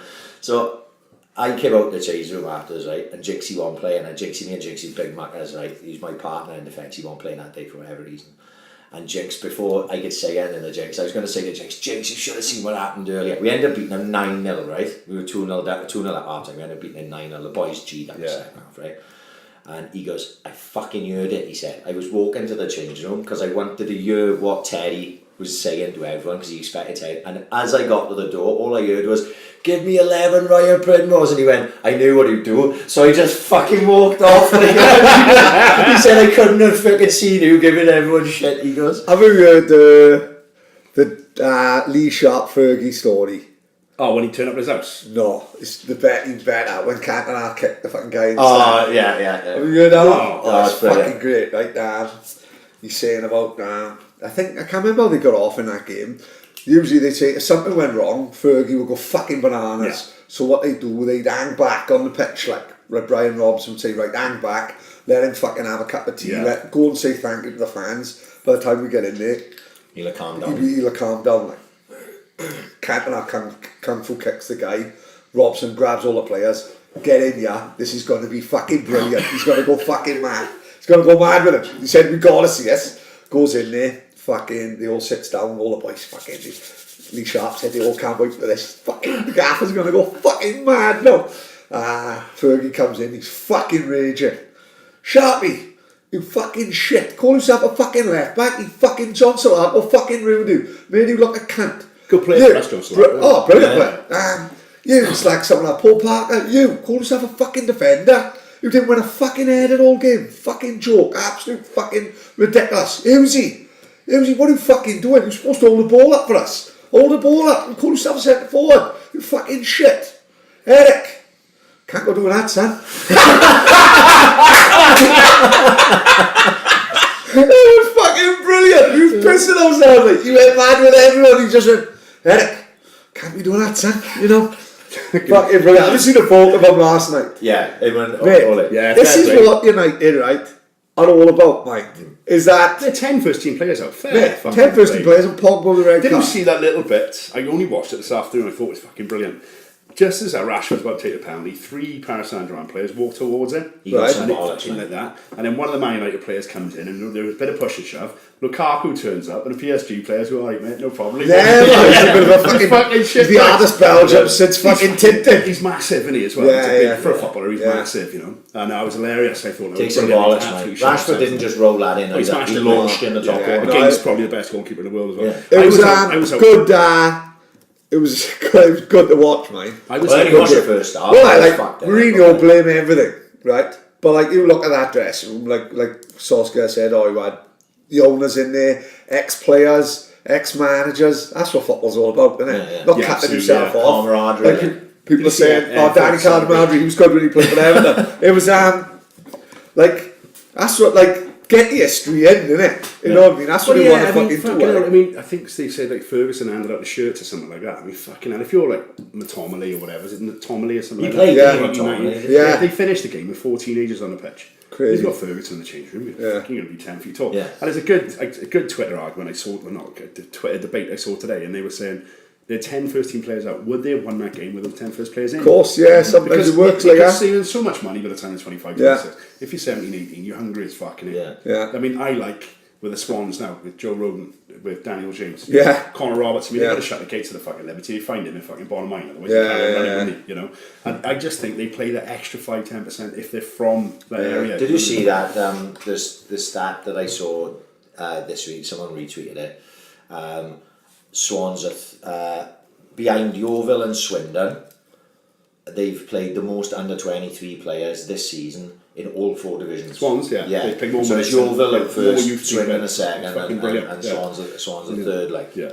I just want to go back to Portelli. Remind me of something we said about all the parties. Do you know Elmo? Right. I know of him, but we don't know each other. He knows Donna and all that. He's fucking... Everyone in Swansea probably knows Elmo, they just don't realise it. Elmo owns all the shops in Caswell. on Caswell. Well, he owns see? the first one. He does. Oh, I thought it was all of them, right. But on his van, he's got London, Paris, New York, Caswell. He's got written on his van. Yeah, He's a fucking character. When I won, going back to that coffee competition, when I won the first one in 2003, we were up in London. I get home, I pull up to the house. And where the fuck he got it from? There's a 15-foot inflatable Nescafe cup tied to my foot, and there's these posters at East Side's best coffee maker. Class, Put man. up all over the house. And he used to go in my house. Sean used to ring me. I'm in the fucking bath. I almost just walked in. He's watching the fucking rugby. He goes, Sean, put a rugby on, love. Angela's watching the soaps. I'm watching the soap. Well, that's what I Poten's like. fucking loved it. I think I'd leave him crap The on. Chinese woman, when he won, I know maybe her name is when he won. She lives down the bottom. Her brother's Wayne won. Fucking brilliant. Good right to that. Yeah. I love that. I'm a big fan of that. Like, when he won, would let herself into my house, right, with the Chinese. Now we wouldn't mind so much until one day I was pissed as fuck. Ordered fucking Singapore chow mein and just pissed as fuck gone to bed. She's waking me up in my bed, mate. Bear in mind, she got to go in 3 rooms to find her. So all the doors shut, she had to go in the toilet, Tilly's room. Paddy, come on, you owe me for 150. Fucking, she didn't charge me delivery, fair play. But technically, she was burgling my fucking house like when he won, character. I'm looking in the house one day. We just, again, it was a rugby on a Friday night. The Ospreys were playing a blues. And me and my Wiggers were in there, just having a little smoke, like. And the door just opened. He came in, fucking bull my China, typical Elmo. Des, he calls me Des, but Dan. Des, got rugby on, Des. I say, I got rugby on. He walked in, he looked at my mate Wiggers, he's never seen him before. He was lying on the couch. He went, who's that? I says, my mate Reese. He said, fucking shake was company. Elmo's ball as fucking about 19 stone. Yeah, look at it, no fucking shit at all. Speaking of the Ospreys. Ospreys, Elmo Reese. speaking of the Ospreys, what the fuck is going on with that? Carnage, isn't it? Mate, that's not Successful good. region, like. Huh? The most successful region. Fuck, my grandfather. talk me through it because Like, we're second hand as fuck. Yeah, I am a bit second hand as well. But basically, they're looking. They want to get some more regions up north. Basically, so they want to disband the Ospreys and put them up North Wales. Right. So And merge, the idea is bear in merging- mind, Ospreys are already merged like With Leith and Leith, Swansea, yeah, right? They want to merge them now with Lashley, with the Scarlets. Two biggest rivals, like. So people from Swansea. My grandfather turned his fucking great. People from Swansea aren't going to go to Clancy to watch. No. the Ospreys. No, they train in Swansea. They'll start going to watch the Whites again. Yeah. Yeah. But Well, I tell you what they should do. I tell them who's on a bit of a revival is Boney Mine. no, what he should do. No, like Joe Yates plays Yeah. some and all that. They went in like fuck. They should go- There's more and more people going up to watch local rugby like out of Boney Mine. It's more community spirit. Danny Cardamari played right with the left. My man's got the best point about this Celtic League. I don't even know what it's fucking called anymore. He said, "How can you have a competitive league when you can't get relegated?" fucked. You can't get relegated. So it doesn't matter how you don't play, really matter. You don't have that last game. How many times? I remember playing for fucking Bishopston. We were in the old Swansea fucking first division, and I think we needed to beat like St Joseph's or West End last game. I don't know. I think they'd already won the league or something, and they played us, and I was only about 15. I played right back. We beat them 1-0, and it was like the fucking Alamo, right? I don't know how they didn't score a goal. There's that feeling of staying up last game of the season. I said, this is new football. So, but you can't go down. You can't get relegated. So what's the point in starting the fucking season if no one can go down? So someone said, doesn't that happen in the NFL and all that? The franchises. It's a different mentality. It's a different mentality over there, isn't it? Because some teams purposely. The I Dolphins. like that. No, you're a Neil man, by the way. That's nice. Yeah. Well, the Dolphins did it, didn't they? 2 or 3 years ago, they deliberately lost the last 3 or 4 games of the season because they get the best draft picks from the colleges. Then. So if basically what the happens, best draft picks go to the worst teams. That's the way it works. So then basically what you're doing then is just that you're starting again. So you try and get the best, the number one quarterback coming out of college. Messi would go to Fulham. Is a guy probably called Troy or something, like you know what I mean? Yeah. And you go right. Well, obviously first draft pick we're gonna have him, and then the second worst team they go, oh, this is running back. We'll have him. Yeah. So then you build in like a franchise player, and they do the same thing in the NBA. Yeah. So sometimes the best players coming out of college who are going to end up being superstars, they end up in shit teams. Because I like that night, the draft pick. Looks good fun on telly, like, you know.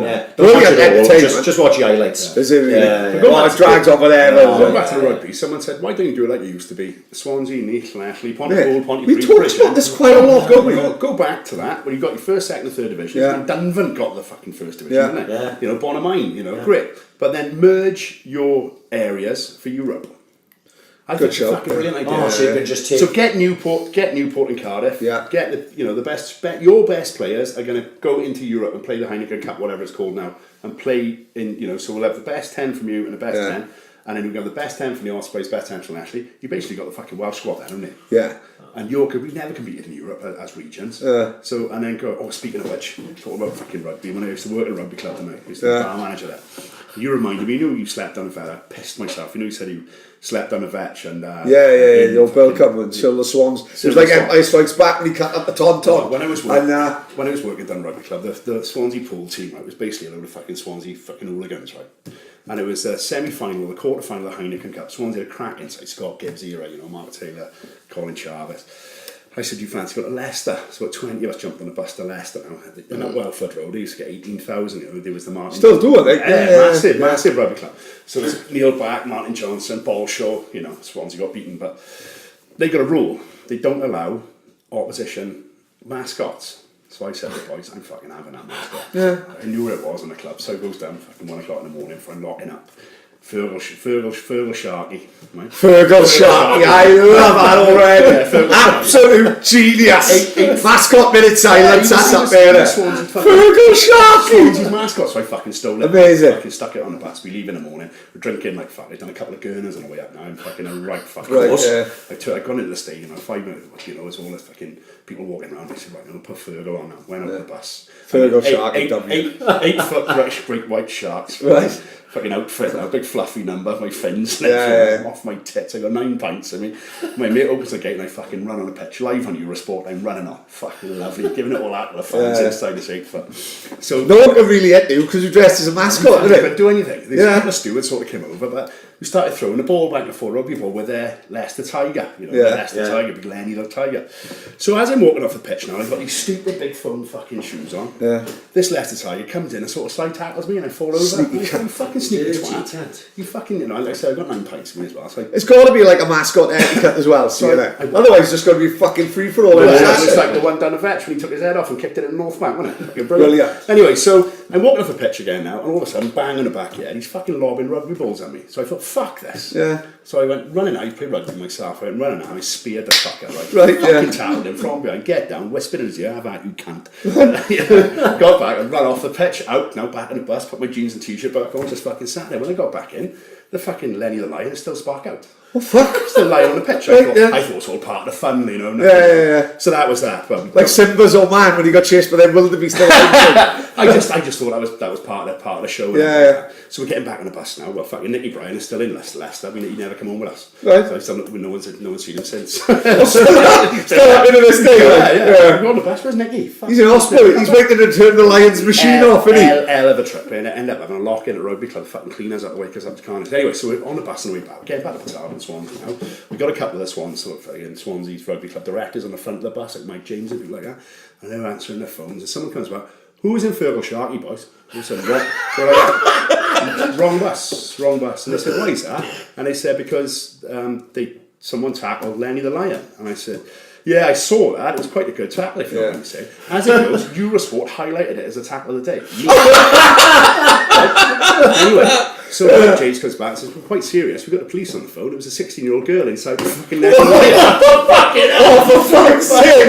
I don't expect that. She shut the coccyx in the back of her spine. She had a fucking operation and everything. Fucking terrible. Fucking hell. I'm a fat bastard, right? I felt fucking... She found out later on she was absolutely fine. We're coming down the Mumbles Road. We got a fucking door open in the back. We're chucking fucking bits of shark out into the Mumbles Road. One of the boys that had jumped back out and collected, we had to smuggle it back in over 3 days until Swansea played home again. Fucking nightmare. Yeah. Fergal Sharkey, Fergal Sharkey. Girls coccyx. All that was made up, by the way. Just Some girl in Leicester fucking phoning claims for last So night. dressed up as an 8-foot fucking mascot. Put a lawsuit in against Ambition is Critical Productions. No. Mascot minute silence on Twitter. You say about doing stupid things. I just what was going through my head. But I loved it. Having a great day, just walking around, getting cheered up by and booed at by 18,000 English Leicester fans. There's something good about being like centre of attention, isn't it? Either no, it's not like, you know. And I think on the bus they go, Gilly, you're not going to do it. You're not going to do it. And the more he was saying, I'm fucking doing it. Oh fuck doing it. Especially when you're not allowed to do it. Yeah, and when it got featured on Eurosport, and we got the tackle of the day, they said, and it was me That's and my Fergal Sharkey just smashing this left. Fergal Sharkey. 16-year-old. Oh, I know, 16-year-old girl. And I whispered in her ear, have that, you cunt as well. Just to rub the salt Fucking carnage. Who does some fucking dolls? Just what is it like that? Donna sums it up. Fucking Drinking brings out. Yeah, simple as that.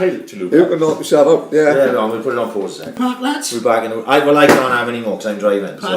Listen, I'll have it in the fucking little. Yeah. Like that? Oh, mate, I think we're What have you brought your own? That's like one of those pimp glasses. Oh like no, don't just get that. little That's John's glass, that is. It's not that. Pasta Courvoisier Paddy, isn't it? Have you ever drunk a wine in this house, Pad? in this house. Oh, mate, there was a time Dawn was like Sue Ellen from Dallas, mate. She was having a bottle of wine and like she knocked on the head and fucking got too much. See, but I'm not a massive wine man. This could end in tears. This is your. Oh, I've had one. I've only ever had Let it two. breathe a little. Let it what? Breathe. Go back on the Prodigy. It was, it was literally right. I've had 2 nice glasses of red wine in my life, right? I'll have a little swig. I had Colin Breen when I was 14. Colin Breen when I was 14 gave me a glass of wine and it was like cherry. Looking back, I'm like, well, I've been cherry because he was only 14. But then when we went to Florida with Cobley and his missus, we spent about $40 on a bottle of wine, which was relatively expensive in the Olive Garden. Right. And it's one of the nicest things I've ever drunk, no doubt. The shadow of this the is the thing now, because we've changed venues and we're in Paddy's now full time. For the, you over here all the time? It looks that way, yeah. So we're over here full time. Because you boys at bedtime. It's just it's a bit awkward. It's like, especially on a Thursday, is my boys training 6:30 till 7:30. So if we try and get the podcast started at 8. It's a mad rush, and it fucking does. My missus starts some of your doing my podcasts hair. over 3 hours long as well. Yeah, and then everything runs later, like you know. Paddy's not exactly fucking quiet. So, no, but Paddy said, that's true. Yeah. Paddy said about, but actually in my never in ever my walk house, anyone up the way. No, actually in my house because imagine this is my kitchen where we are now. We shut the door there, then you've got my living room, and then you shut the door there, and then they're upstairs. My oldest boy's on because we got like attic conversions on the 3rd floor. Kids don't hear it. My missus hears now and again. She say that was not the issue. It was more that it was a mad rush, like when we was coming in. Like Paddy's travelling every week. You know, every Thursday, Paddy got to come to my house, and you know, it was. Paddy said, "Come over here," and I said, "Yeah, we done it the first time." And he was like, look, we can do you every week if you want, as long as you don't mind driving. And I'm like, well, fuck no, I don't mind driving. It's till tonight, when I'd like to get fucking left. But now I got to drive home, right, you know. So, but you know, yours a great little spot, you know. Say we can, it doesn't change anything from the. And now Dawn, I got the fucking. Now I got. Now we got the studio. Now you know this is the. Was your bathroom originally a bedroom? It's fucking massive. It was always been a bathroom. It's always been a bathroom. Only problem is, it's so big you can't afford the tile account. It costs $5 grand. That's all the fuck out of the way I am. Straight in always flat, like can't afford to get it done. Burgle them. Yeah. So I'm fucked. Yeah, so That's this is right. Just to describe the scene. You know, we're going to get a photo with it later. The photo that goes up on Instagram later on. Donna rang me about this, Pat, because we forgot to cover last week. We had such a good time with Kyle that I had written down Paddy's birthday, because I knew it was Paddy's birthday next day, and as we all know, Paddy doesn't say happy birthday to anyone, but I'm a bigger man than that. Yeah, that's fair. So I'll always say happy birthday. Yeah. And then we forgot about it. But that day, that Wednesday, when we done the podcast last week, Donna messaged me, have we got a photo of the header thing? Yeah. She said, because the one that was on Twitter is just in a circle, isn't it? So you don't see the full thing. So I sent her the full thing, right? And she was having this big picture done. Now that's a fair size. What's that? That's fucking as big as it gets. She said today she probably got it bigger. She would have probably rather aimed for that size. But then if I think that's cracking for that. So basically the picture that we got up is the header for the Ambitious Critical podcast, which was made by Jordan Maguire. I can't believe it's not your voice on that thing. No, it's not my voice. No. Ambition is critical. I just always assumed it was. And even I think it's my voice now, and it definitely is. But when I came here last Wednesday, you were in here with Kyle, and I stuck my head and I said, did you do that thing for Paddy? And she said, yeah, but there's a thing on the bottom of it. So what it is when I screenshotted that picture, I didn't realise I screenshotted the tweet.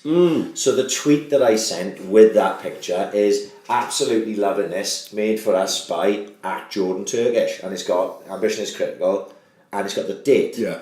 But now it looks cool because it gives you the date that was made for us. And it gives a shout out the Turk as well. And a shout to Turk, because he made us that, and I tried offering to drop beer. Oh, so the guy that made it, that's in there. That's Turkish, Turkish. See, so you got the tweet on the bottom. We're going to get a picture of that later. Are those your actual silhouettes? I'm not sure. Right. I don't know. Shall I tell you? It could be, couldn't it? Shall I tell you what? Right, I had this idea in my head. I'm going to take a photo of that now, so I can post it tomorrow, right, when people listen to this. I had this idea in my head, right, of what I wanted for a design, right, for our header. Actually, it was different to this, right? I wanted a drawn cartoon. It would have been a picture of, from the back, looking above of me and you, right, looking down over the Ambition is Critical thing that's outside the train station, with the train station pavement and everything behind it, right? That's what I had in my head. And Turk can draw, see, because he's done all his own designs for t-shirts. Yeah, of course, I was talented. Section 27, right? I think it's Section 27. So I said to Turk, Turk, would you mind knocking this up for me? I don't want. I will pay you. I need something. Yeah, we did. Yeah. So we was plodding along with just random photos, just stuff that was being offered to us, and nothing really stuck with me, and nothing I liked. But Turk made that up. Now, don't ask me what he did to create that, but he took my idea as regards the silhouettes of us. It weren't silhouettes in my mind. It was the back of us, if you know what I mean. Yeah. But he did the silhouettes, knocked it up, and then with the colouring, with the black and white and the red and the green, I thought it looked cool as fuck. I think it's fucking fantastic. So then it's always like that. Then it's not going to change. But when I came in earlier, I forgot. I said. I spoke to Don about it last week and I forgot all about it, and I walked in, I was like, fucking hell, that looks amazing. You know? That's class. I wish you could go through tweets from 6-7 years ago, but you can't really go back a year, because I actually looked, because you had Carl Kopp on last week. I tweeted, I went down, because when I was at Verdi's, I used to work a lot of weekends, you couldn't see this one, but I used to go watch a lot of youth team football down St Helens. Right, it's fucking quid to get in. Yeah. Perfect. Quid to get in. It's down the road. Especially where you live in as well. Down the road from us in West Cross. It's straight line. I'm there in fucking 2 minutes. A couple of pints. Watch the under 23s, under 21s, under 18s. Sit in the stand, have a pint, go home. Fucking You've got to watch some football. Football is football, isn't it? I loved going to watch St Joseph's West End back in the day. I'd always go and watch West World Cup final and stuff. But I tweeted, I went down, he must have been 15, Swans under 18s, I tweeted, Kyle Kopp, you've heard it here first. No way! Oh my god, he was ridiculous. Really? Fucking hell. different class, different gravy, just better. And he was 15, stocky little fucker, man. Yeah, he is, He was 15 and he was playing against 18, 19-year-olds, and he scored a hat-trick or something like that. And I just tweeted, Carl Kopp, you've heard it here first. What a player! I went down to the dugout and said, "Who's he?" And he said, "His name's Carl Kopp." Like, I said, "Oh, he's class, different gravy." Like, which goes to show how hard it is to actually make it as well, yeah, because I had him pinned. I had him. He's going to be, the time he's 17, 18, he'll just be in. But when he was saying, like, I didn't know. That's the first time I met Kyle last week, and I don't know his story, and I think that's the whole part of doing these podcasts is, like, we can only tell so many stories before me and him run out. Yeah, his story's great. Isn't So you've got to, so when you're getting into something like that, I love listening to that, and he's saying, like, I didn't know that he was up with, in and around the first team when he Brendan was Rodgers yeah, and he all was. that. Yeah, Rio Ferdinand was sending him baseball caps and all that. That's right, the 5 grand and all that. And you're going, fucking hell, that's amazing, like, and I always say, and this tonight proves it, right, is the less I need to go into ideas that I've had, the better the podcast is, right? So last week I hardly touched, apart from just covering a couple of things that Kyle had done, I didn't need nothing else. Tonight now, I mean, I'll say all them for another time. You know what I mean? Because we just fucking talking shit to each other. And that's more fun to me, like, you know what I mean? The same with Denty. I think in Dent, I was thinking about it earlier today. Denty's progression through fucking getting drunk was superb. I was thinking about it today, so I was like, still be here now, I think. I was like, oh, yeah, I'm telling you. Oh, yeah, and I was like, yes, fuck, I can't get leather to Gilly tonight, I gotta drive for a blow. And then I said, I remember about 90 minutes into Denty's podcast, because I was steaming as well, right? That I literally just scribbled my notes up like that and just sort of threw them over my shoulder. And fuck it. After about 4 hours now, right? I'm drinking water, I'm fucking bloated as fuck. They are talking absolute shit. I gotta drop Denty home, right? And so drops Denty home. Denty falls over the wall into his front garden. Did he speak to you for an hour in a car afterwards and all that? Yeah, mate, sitting outside his house, bear in mind. It's Friday night. I work Saturday morning, Thursday night. It was a Friday night. It was a Thursday. It was a Thursday. Oh, was it? And it was a Thursday night, and he was fucking hammered. He's sitting outside Denty's house, and he's going, "Pad, I fucking loves you. I'm glad we got fucking close. We've had some laughs." And I'm thinking, why don't you shut up, you fucking dopey fucking spick? Just get out of my car. I want to fucking go home. And then I kicked him out. He fell over his front garden. Lisa's in the window looking through, going, "What the fuck's happening here?" I'm just like, I'm washing my hands and I'm fucking going. I fucking love Denty. Obviously, great boy. Absolute great boy. We share a sort of commitment to Jamaican cigarettes, me and Denty. We see each other. Denty shares a commitment with every fucking thing. If for such a slim bloke, his capacity for Let me tell you something about Denty, right? And drug taking is unbelievable. Like, where the fuck does he put it? Like, no one's he's classy. Another Sundays in Glastonbury. Yeah. Right?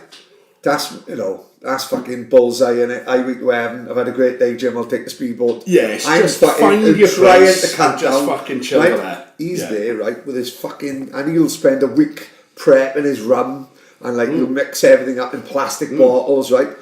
My Sunday is trying to fucking let's get back to reality. Tomorrow now tomorrow I'm back to Swansea, back to reality. Denty's drinking mixed rum 10 in the morning. It's fucking unbelievable. Mate, by 6 then. Well, it's like we went to see Liam Gallagher, wasn't it? You wake up in the morning, he's fucking sitting there just skinning up the joint, and I have a bacon sandwich or something first. Like, very heavy. He gets better as the weekend goes by. I don't know how he does it. Which is a skill in itself, mate. Yeah. To still be able to fucking go on Sunday night, to the point where he's actually doing a fucking edit because he's fucking hammered. When we was on the Saturday, early hours of Sunday morning when we were in Luke's. I'm a big fan of Denty. I've got to be honest. He's great. It was me, Denty, Wayne, Gilly, Paul, maybe, and we've looked at the time. It's like 5:45 in the morning or some shit, and we've basically just taken our spots. So we got to get our heads on. I'm in bed with Wayne. He's laying on the floor.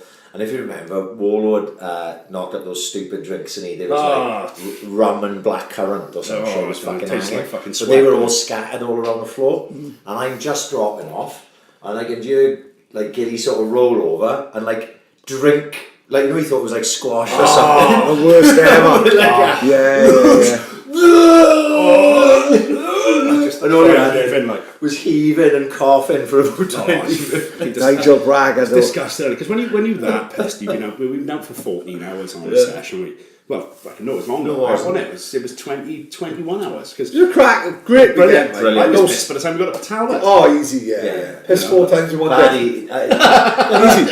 The thing is, you can't drink while you're drunk on a train and expect to be tidy. You're drunk like an It was a brilliant weekend. I'd done a slab of Peroni by the time we got to Paddington. Well, that photograph I mean the station, not the bed. And Peroni's quite strong, isn't it? I was fucked. You couldn't see the two tables on the train, really, when that was in fucking Swindon. And they lucky I didn't have Teddy's fucking Beats pill. Because we'd have had fucking Super Gran on by half past 8 in the morning. This is what you've got to remember is, like, mine and his fucking mentality. Me and him are sitting there on the tube, looking at you with your head down, and he goes, "You best give him a pill." Like that was going to make it better. How can we get Paddy out of this slump? On a Sunday morning, it's about 10 to 7 in the morning, we still got really fucking loud music on me. We're in London and we're in Luke's fucking man down, and I'm thinking to myself, I don't know why, you're not sure it was all the gear. I just got a bit annoyed, a bit like, we're going to fucking wake the neighbours up, we're going to phone your bill now. Yeah. Fucking gear. They're going to actually phone Luke. So I turned to Paddy, and Paddy was sitting next. Yeah, I know you was talking away, and I turned to Paddy. I said, "Paddy, any chance you could turn that down?" I get a bit worried about the neighbours. He just looked me straight in the eye and he went, "Fuck them." I just opened the canister and before I fall to pieces. I remember going on for a piss, and it was like sunlight. And I go on for a piss. I got my hand against the fence, and I'm pissing like that, and I was in hell of a shit. And the fella must have like had enough, and he literally banged the fence. I shit myself. I actually shit myself. He just hit the fence like that, like you know. Luke's missus went nuts because apparently it stunk of piss from the back of the head, didn't it? Oh yeah. Do you know what I remember? The dog, do I remember? Can you remember the field? Can you remember the cross country field that we crossed to get the loops? What the fuck? I'm trying to eat my kebab. Not to a fucking thing of Edinburgh. With that bag of free Peronis. Poor Tesco Express. I think it was the only one I paid for it, didn't No, I paid for one. I went to. He felt guilty because he works in the industry. Yeah. I went to that thing where you serve yourself, and I had a choice between single can or multi-pack, so I went for the single can. So I paid my £1.50 and walked out with 12. You feel better about yourself then, do you?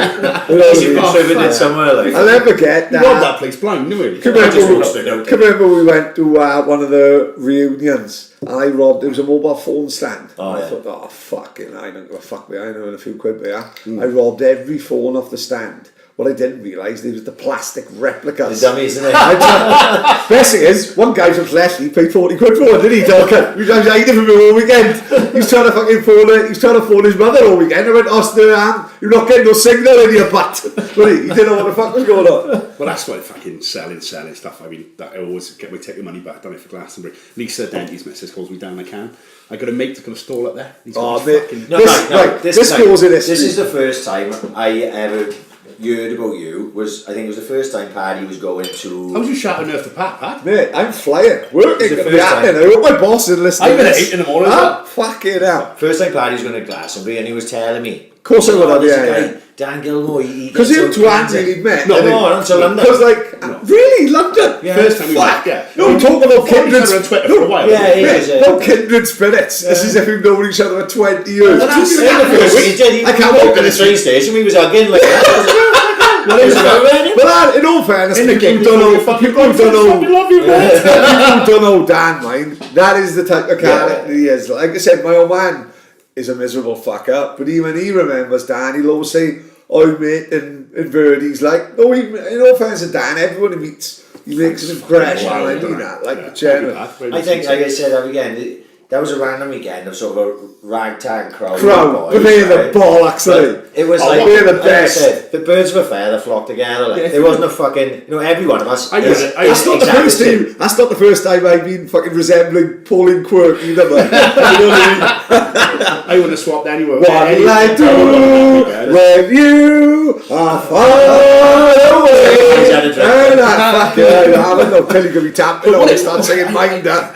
I've got to make the mind. I'm not going to say who he is because I don't want to get him in trouble. He won't get in trouble, but he works fucking hard at that. So that's his major income for the year. He's got a big stall up there, and he's got these fucking huge. What basically his mate of his has got a cheese factory about a mile down the road. He keeps all his stock in the cheese factory. In Somerset. Glastonbury, Somerset, Oh, on a mile nice. outside Glastonbury. Yeah, yeah. It's all his stock, all his burgers and pasties and everything he sells, he keeps them there. He goes out in the Awesome. morning And it brings it all and brings back. it back in. Well, fucking 3 times I've been in the back of that van and I've driven to the cheese factory, no ticket, hidden behind the fucking pasties, big puffer jacket on. They open the back, shut it, I'm hiding behind the pasties, bang him in, and I.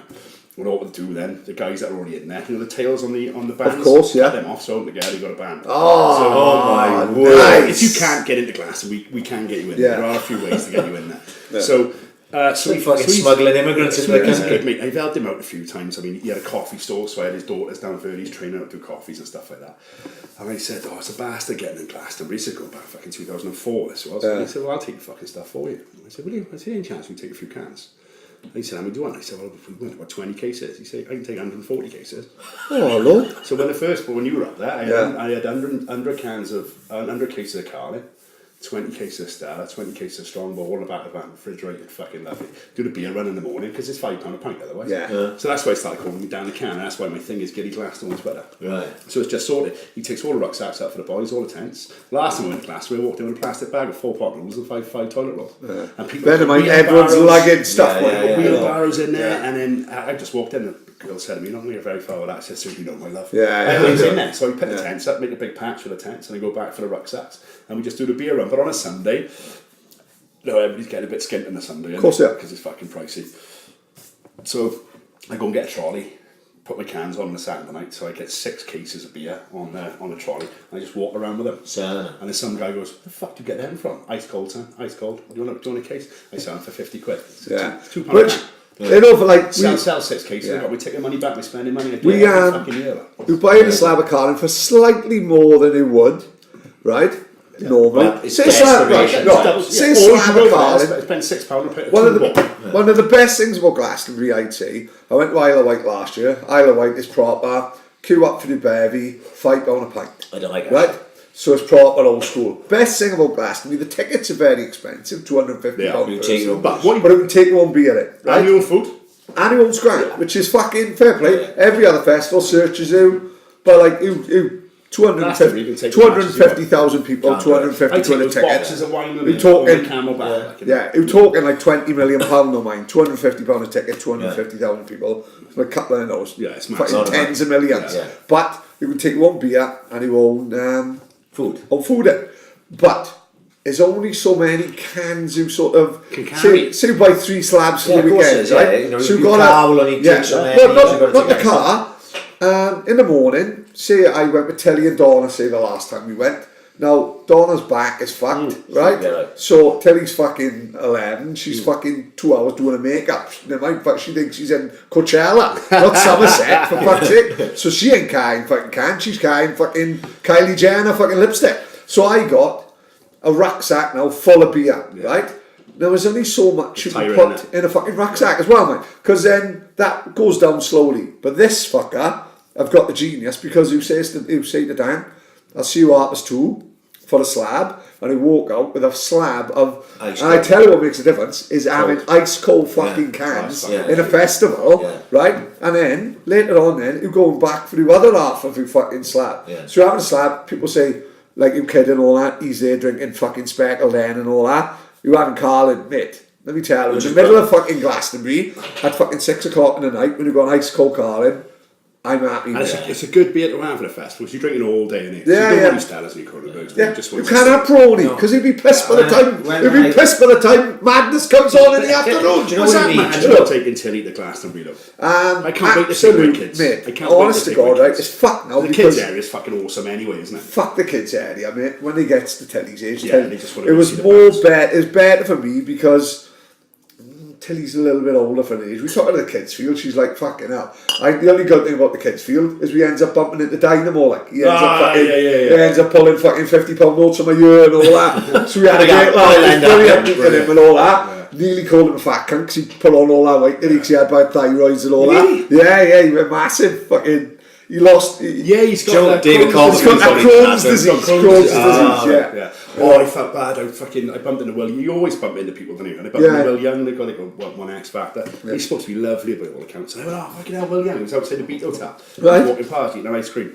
I said, oh, Will, any chance of a photograph? I'm a massive fan. He said, yeah, sure, mate. No problem at all. And I went like that. I said, Sean, take a photo. And I went, second thoughts, you're a prick. And I just walked off. I felt terrible. There's actually no like you. I know, I felt fucking terrible. We would have done that to Gareth Gates. That was on the Friday. And I was walking through, just minding my own business on a Sunday morning. I saw him again. They went over to apologise. I'm not here to say I'm sorry. Oh, that's the other guy who was in that. Who's that? That's a different one, that, isn't it? I'm here to bring my fucking hell. That's a baby. I felt really bad. So I saw him on a Sunday. They said, I was really rude to you that day, really, really sorry. He was like, oh, don't worry about it, mate, it's fine. I said, look, I'm not going to ask you for a photo, but I felt so bad. I have abused. I'm not going to ask you for a photo. Quite a few. Fucking posh cunt. You bump into famous people and they pricks. Yeah. Oh, yeah. I remember there was one, what was her name? Is it Fern Cotton? Used to be in Biker Grove when she was a kid. No, you're thinking of Donna there. Donna But she presents Glastonbury on Fern Cotton. No, Laura Levine. Is it Laura Levine? Well, anyway, one of them used to be in Biker Grove. My mate Wayne Harry, she's trying to do this piece to camera now live. Yeah. And he's just like, Biker Grove, spooky, like that. Spooky. Keegan. It's just fucking ruined it for her. No, it's a fucking... It's the best place in the world. No, we would have... Like Ryan fucking, we doing You'd love it, right? We're doing the fake festival, right, in the summer now down Singleton Park. Pete Tong, what a fucking cool for Singleton Park. I know. I'm on fucking holiday. I will send you the photos. Yeah. We went to the Cardiff gig last week. It was superb until I shit myself at the end. Oh, well, actually physically shit yourself on there. They didn't have enough toilets there, did they? Yeah, right, okay. They didn't have enough toilets. I mean, if you read the tweets going to Cardiff Council the following day, I've been to gigs there before. Paul Well, it's a great place for music. Have you heard that? Yeah. The Cardiff. famous Maxine photo outside. I've never seen that, right? That guy. There's a photo of Maxine's going to see Paul Well in Cardiff Castle, but Cardiff had loads of music in the day. Right. And there's a photo of Maxine just with her arms in the air, her tits out, the fucking derbies out. She went a crop top, and there's a guy in the background with glasses just looking dumbfounded. It's the best photograph. But he's looking straight at Maxine, like, you know what I mean? Yeah, fucking class. I was carnage, only about 10 toilets. And there were a lot of people saying my wife thought they'd lost their dignity and stuff. I mean, that's right for guys. That was when they went to see Deacon Blue. Yeah, but I was a bit... I'd taken too many pharmaceuticals. You know, it's like sometimes you I'm walking back to Curtis's car through Boot Park and I went... God help Curtis, he's like designated survivor. Don't shit in my car. I went for a pee and I farted and I just shit myself. So Kurt, give us your socks. Give us your socks. He's like, what are you doing? I said, Kurt will be wearing those multicoloured flashy socks as well. You need these cost me £10. Sock council. Rescued me with a packet of Andy Andes, he did. Fucking lovely, get in there. Yeah. No, it terrible is. shape to be in. It is a fucking me about hell of a place. If we could buy tickets for Glastonbury, all that, and guarantee we all goes together, we has the best time. You could back in the 90s. How long have you been going? I went about 4 or 5 times in the 90s, and I tried to go every year in the 2000s. I'm off, you missed out quite a few times. The kids come along and stuff, but shitloads of times. Like, I love. Were you there when? Go on. The first time I bought tickets for Glastonbury, I walked to HMV in Swansea. So can I get 6 tickets for Glastonbury? There you go. No photographs on the tickets. But then it was a lot different because they spent in 1999 they spent £1 million on the fence that circumnavigates it, and that stops people getting over the fence. We used to pay a scout for a tenner, use his ladder. Well, they had rope ladders. The Old Malmo boys, would go up there with rope ladders. But they estimate 1 year, Damien, all the Malmo boys, Damien and all that was doing security. Well, Damien, without realising, they're not security guards. He was just doing it for the day. Yeah. Damien, without realising, caused a massive drug bust. Right? This was on a Friday night. Damien had to hide for 3 days in the security tent because all these fucking people from London was going to stab him for costing like fucking 200 grand drug bust, like, without even realising he didn't give a fuck. You know what I mean? It was, that's gone quite commercial now. But in those days, they estimate there was 500,000-600,000 people in there. So to walk from that wall to that door might take 25 minutes. It was a fucking nightmare. Really? For when the big bands were on, it was just too many people. Yeah. So, although it's gone commercial now, and you've got people like Jay-Z and Beyonce and stuff like that playing high, and people say that's not what Glastonbury's all about. I fucking love that.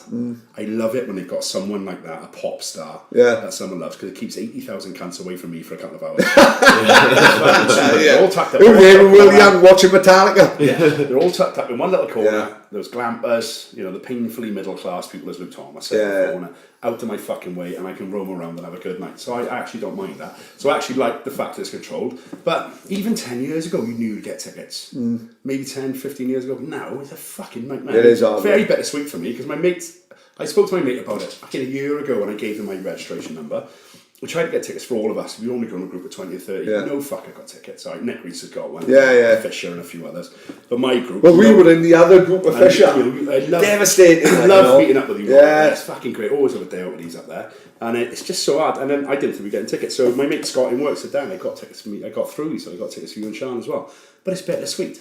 Totally agree. Yeah. It'd be all right. But when you go in a group of 20, someone wants to do what you want to do. You don't have to say, but if it's just two of you, you pretty much, I got with Sean. I've been with her for 18 years. I love her to bits, but I don't fucking see her. Really? Right, Sleep in the same tent as her. Yeah. That's it. She's into completely different things than me. No, like we always say Yeah. hell on earth I couldn't stay. Yeah. That's where Gilly stays. Right. Gilly's right in the mix. Oh, He'll get it early. He'll have his spot on hill. You know where you are. Not Just for me. home and pigeon. You get Or mate, he's walking distance from the from the main stage. Yeah, I'm a fucking half-hour mile walk. Oh, no. Dawn, especially with Dawn and Tilly. Dawn had a cheeky cunt I told you last week, didn't I? The toilet we had, everyone said there's no shitting in here. Turns out I'm walking 3 miles for the shit. Dawn and Tilly are shitting in a plastic bag, thrown out the window. Fuckers, dirty. Well, not telling me. Don't you fucking Gilly Glasgow top tip, lock your own fucking toilets. I've been doing it for years, and I do it at the Royal Welsh Show, fucking Cheltenham Festival. All the Portaloos, right? The lock's on the outside. And they lock it for transportation so the doors don't fling open on lorries. Right. So I take my own part. I go to B&Q. 10 for 20 padlocks. I fucking lock my own. I got them all over the festival. No way, that's genius. You told me this the other week. Really? Right. So if you walk into a toilet, it's fucking spick and span. I got my Bertie Wooster comes out, he just cleaned it. Leaves his magazines and everything. I got my own toilet rolls in there.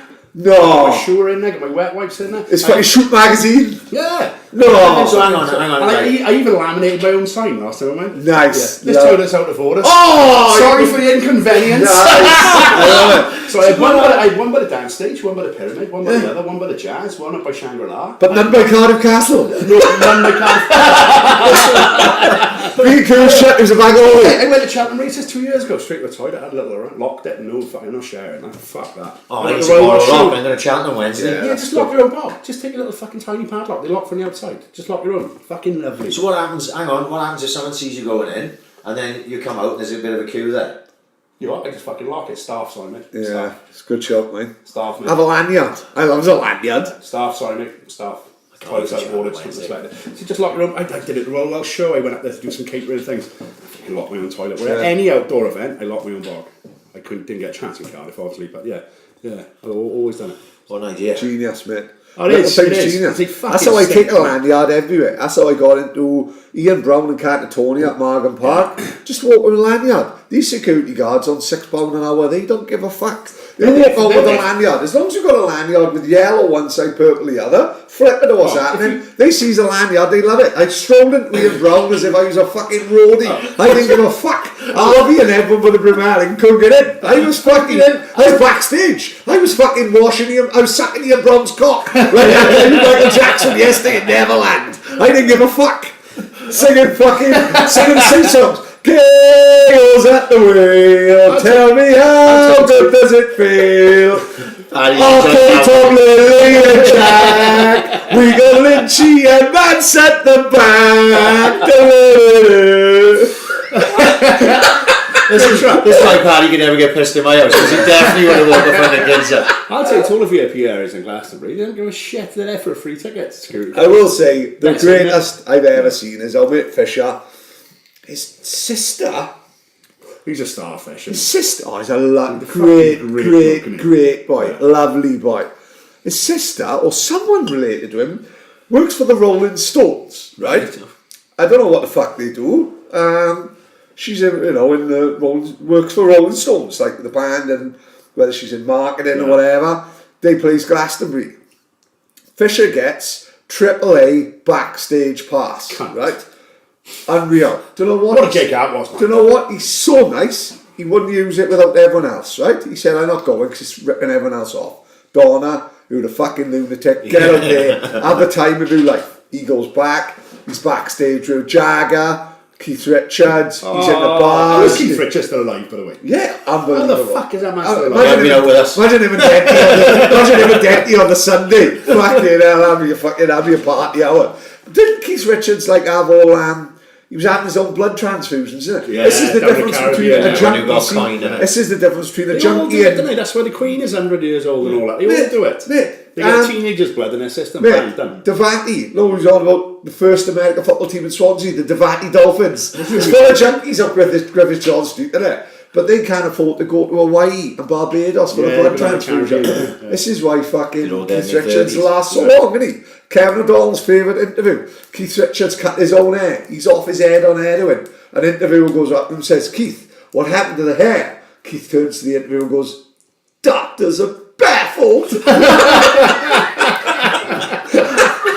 But even fucking Ozzy Osbourne said he was a good drinker. I love it, mate. Can you remember the time in about the early 2000s when the Osbournes was the funniest Well, thing? it was every Sunday on MTV. Incredible. You had to watch the You had to. Osbournes. Can you remember when he had the sat nav in his car and he was like, the car talked to him and they go, Ozzy, Mercedes fucking agent, like, just turn the radio on. Ozzy goes, press button. Ozzy, no, you don't turn the radio on like that. Now you use voice activation. It didn't work. Just say, just Ozzy, it's activated for your voice. Say radio on. Radio on. Activated. Reverse parking. No, Ozzy, just say it slower. Radio on. Indicated left. Ozzy couldn't work it, he couldn't understand his accent. So yeah, when he walks in, he fell in love with burritos, didn't he? He had like burritos for a week. Jimmy, Sharon, I just want a burrito. When Sharon tells a story that she had a back garden landscape and she found 150 bottles of fucking booze buried in a back garden. Oh, God, fucking hell. Sounds like Kelly in Glastonbury, just behind the pasty tent. Oh, he's good to me. He gives me a shower as well, mate. No, fuck Do you yeah. know Glastonbury? I mean, it's hard to explain. If no one's been to Shangri-La, Block 9, Arcadia, you can't really explain it, can you? You've got babies' heads coming out the fucking floor. And then, but again, going back to the boys, I phoned Wiggers and Nick and Coxie one day. I said, lads, where are you? And they said, we're in Shangri-La. We're mucking about on the Sherman tank. And I thought, fucking hell. Mucking about on the Sherman tank? Sounds like Storm and Norman. I was like, fucking, what drugs have they done? They've done Yeah, something. yeah. So I walked into Shangri-La. There was a canary yell of World War II Sherman fucking No. tank sitting in there. Like, and you know what it's like, it's mental in there. Isn't it? Crazy. Do you know the story behind that? I think it's fucking fantastic. Go on, So the Travellers of the You'd 70s. be enlightening me. Yeah. The Traveller, because you can't describe it unless you've been there. All the weird dreams you've ever had, they bring it to life. Right. And they've got a different theme every year. Yeah, of course. So, the Travellers of the 70s and 80s, Evis used to let them in free. Michael Evis owns Glastonbury because he just thought it's this free sort of... Because he was like proper, he was, yeah. But then in the 80s, he said, look, you've got to pay. Everybody else is getting pissed off. I think I've seen a documentary, they all arguing with him, isn't he? Well, And he's like, lads, he's a come to Glastonbury in like October, and he's like, lads, I'm milking cows for fuck's sake. Yeah. And these are like, no, this is our land. He's like, it's fucking not, you milk cunt. I'm working. You can YouTube Glastonbury riots, and they started rioting to get the old bill in and all that. When it used to be 50 hippies, he was right with it. Then it was 200 of them, and he was like, taking the fucking piss. He then said to them, if you bring something to this festival, I'll let you in. And they started Las Vegas. Now, all those areas now, Block 9, Yeah. Arcadia, Shangri-La,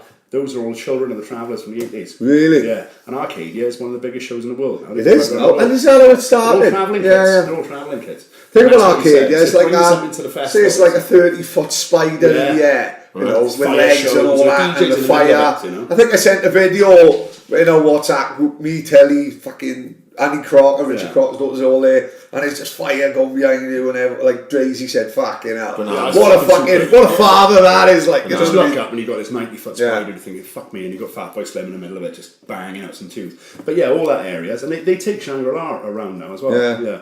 But they're the kids of the Travellers from the 80s, and they just, that's what they It's give them. It's fucking the brilliant. best day, I told you when Dad was there, probably the best day out I've ever had. It was like, it was like my first Glastonbury, Saturday Norman afternoon. J sat fucking Saturday afternoon. How many times did you see him in Escape? Norman all J, the time. fucking super. All the fucking time. Super. All the time. I'll never forget, I can't remember the guy's name, I think his name is Dom from Bishopston. And I'll never forget Norman J played in Escape, and it went quiet, and this Dom from Bishopstown went, "Give it up for fucking Norman J," and the whole fucking building went bananas, and I was like, "Oh my god, this is proper fucking iconic." I've got something on that as well. Fucking hell. I was this is an unpopular opinion. I was room 1. I was, see. Yeah, you were you were not. You were like a fucking. You were like an Amazon boy. They came with all the saying it. I said Fontaine banging. Pint the Foster's Ice, please, but it must have been the only non-valley egg, isn't it? Every fucking cunt I ever met at Swansea, I was in room 2. But you could only get fucking 150 people in there. They must yeah. You're telling me there was 9,000. It's like Live Aid, isn't it? I was there. Room 2 every Saturday. What the fuck was it? There were 9,000 fucking people in there. You went left as well at the top of the stairs. I must have gone in room 1 maybe twice. Oh, here's a classic example. A classic example. Do you know the only time Alan Van Buren was in there? Do you know the only time twice. So the only time I'd ever enter room 1 is because I was sneaking up the stairs to get in for nothing. No, we'd have stairs by Jubblies, right? And you'd snap the padlock open, same padlock as you had in the toilets of Glastonbury, right? And bear in mind, you had some hard bouncers on Escape, 20 Foster, people like that, and 20 Foster, Clatterback. 20 Foster's the hardest bloke I've ever seen. Was the hardest boy in Swansea in the fucking early 90s, I'd say. Nice bloke as well. Yeah, lovely. Strong as an ox. Johnny Schlu's stepfather crashed in Margam, scaffolding.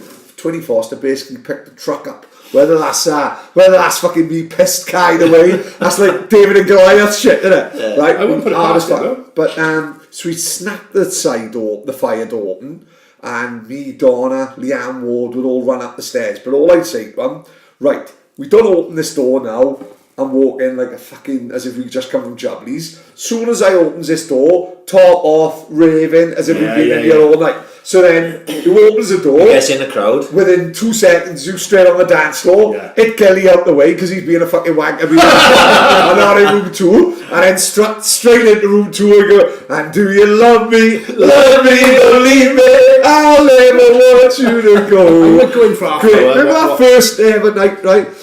What was the... I got what you've been looking for. Oh my God! I would go and see Clifford's go make the mind. So I go and see them back to back. But I remember Jonathan Wignall coming down to Is Clifford the one in Dubai now? Amazing. Talk about Clifford. When's he home? I just voted for him today. He's been voted as top fucking some DJ or something like that. No, fair play. Living in Dubai, mate. Fucking playing house music in the bunches. He's got some residence. Living the dream. So him and Clifford and Bernie speak back to back. Of course, Bernie was the bigger guy. Yeah.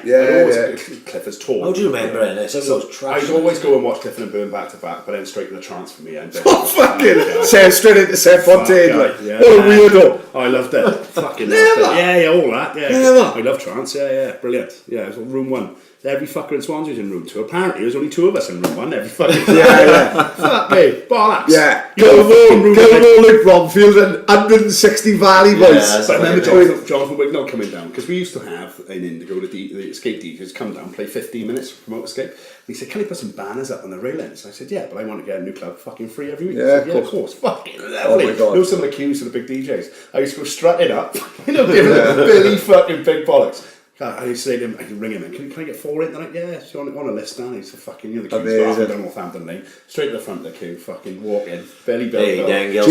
Sue used to whack me across Jamie used to go fucking mad with me, right? Jamie's old man was a boy when he called him Beanie, big boy in fucking the 80s, 70s, 80s, town me, man. Like, we had like this card of Eddie beer, so you'd have this, like a gold card it was, wasn't it? Ritzy's gold card. So you can have yourself and one other person in for nothing. So bear in mind, we're only 17, mate. So we got these cards, So like it'd usually be 3 of us going in. So if Jamie, whoever was with us, and then me, well then I'd go to whoever's behind us. Oh, come on, I'll get him for nothing. Now, and Jamie go mad saying, what do you fucking do it? I said, well, I think it's a nice touch. Yeah. Whoever's behind me, say, oh, get him for nothing. And Jam's like, no. We got these cards. If someone sees you just letting any fucking dull cunt in, you might. But I was like more looking at it, going, "Oh well." Jam was more cynical than me. I was like, "Oh, if I was behind someone and they said, oh, there you are, don't pay a tenner, right?" Fucking hell. You know what I mean? Speaking of Jamo, let me just do this while I remember. Right, go on. He's a busy cunt. He is a busy cunt. Do you know He what must he's have done gone today? to every single fucking Right. one, mate. Bad news, Right, Jamie Green said, the party had said on a previous podcast that if Saints finish in the top 3, right, that he'll have a Saints tattoo on his arm, right? And I said... You haven't got a Saints tattoo? I said... No, I said if I Jam... thought you were your old man. Yeah, big one on the back. Yeah. Go in there, drag a down the I said... It's got like a sleeve, Wally Parker on there, Paulie Jesus looking over him. Yeah. I said if Jam wants to fucking search for them, he can find it. And literally, he sent me this in a week. If the Saints finish in the top 3, I will have a Saints tattoo on my arm. There we are. No worries about that. 110%. There we are. We don't need you no more. Yeah, I tell you what I said straight after. What position are the Saints now? Oh, we finished in second, boy. So Jamo messaged me that. I said... He must have gone to every single one. Fair play to him. And he tells me he don't listen to I him. watched that free kick. He's pushing our listeners, my listens up, fucking big start. I watched Yeah. that boy from St Joseph's. I watched that free kick today. Botanical. No, Was it Botanical, Botanical? yeah. Sorry, my apologies. It's a great I think I got feature. retweeted by St Joseph's. Yeah, it We're might giving, be. we're giving him the AIC effect. See? Yeah. That's what happens. We let Callum have his moment of glory. Yeah. Mervyn, he comes on the podcast. He has a tweet that goes viral. It's on the Lad Bible. Didn't see that. The You weren't even reporting. Literally, Mrs. within didn't see 4 or 5 it. days of being on the podcast. No, I always Mrs. didn't see it. She got mad. He had put that tweet up. It had been retweeted a couple of times. I retweeted it. Then a lot of people who followed me did retweet it. And I'm not saying I did that. It was being retweeted anyway. Next thing I know, it's got like 5,000 retweets in its own. No way. Seriously, it was on the Lad Bible, everything, right? So now, Merv, Callum, they've had the AIC effect, right? John Phillips couldn't get a fight. He's had. Is that what we're doing, is it? Is that what we're doing? Jay Harris couldn't get a fight. fucking Now he's hell, single yeah. empty Yeah. This is what happens when you come on the AIC Yeah. podcast. AIC. You'll be fucking. Kelly be back in barista. You're going to get a big push now. They're coming on, yeah? It's the AIC ripple effect. The AIC effect. Butterfly effect. Yeah. Butterfly effect. That's Anyone who comes on, if they do anything good ever in their life, it's not down to their it's all skill. down to It's us. down to us. Like we fucking take that. We take our own pats on the fucking back. Like. So right, that. You know the other day I put that photo on the first photo. Oh, you fucking bastard. Right. Now Oh, you I didn't realise I was. I was in work. I didn't and realise I was stitching Gilly up. I don't carry No. my phone in work, right? Because I fucking. I'm always boggling staff for going on their phones, right? So I leave it in the office. Don't know what, that's pretty hell shout. Leave the temptation away. Yeah, like, I don't it's care. like the wacko jackal thing, innit? What do they put on? The devil.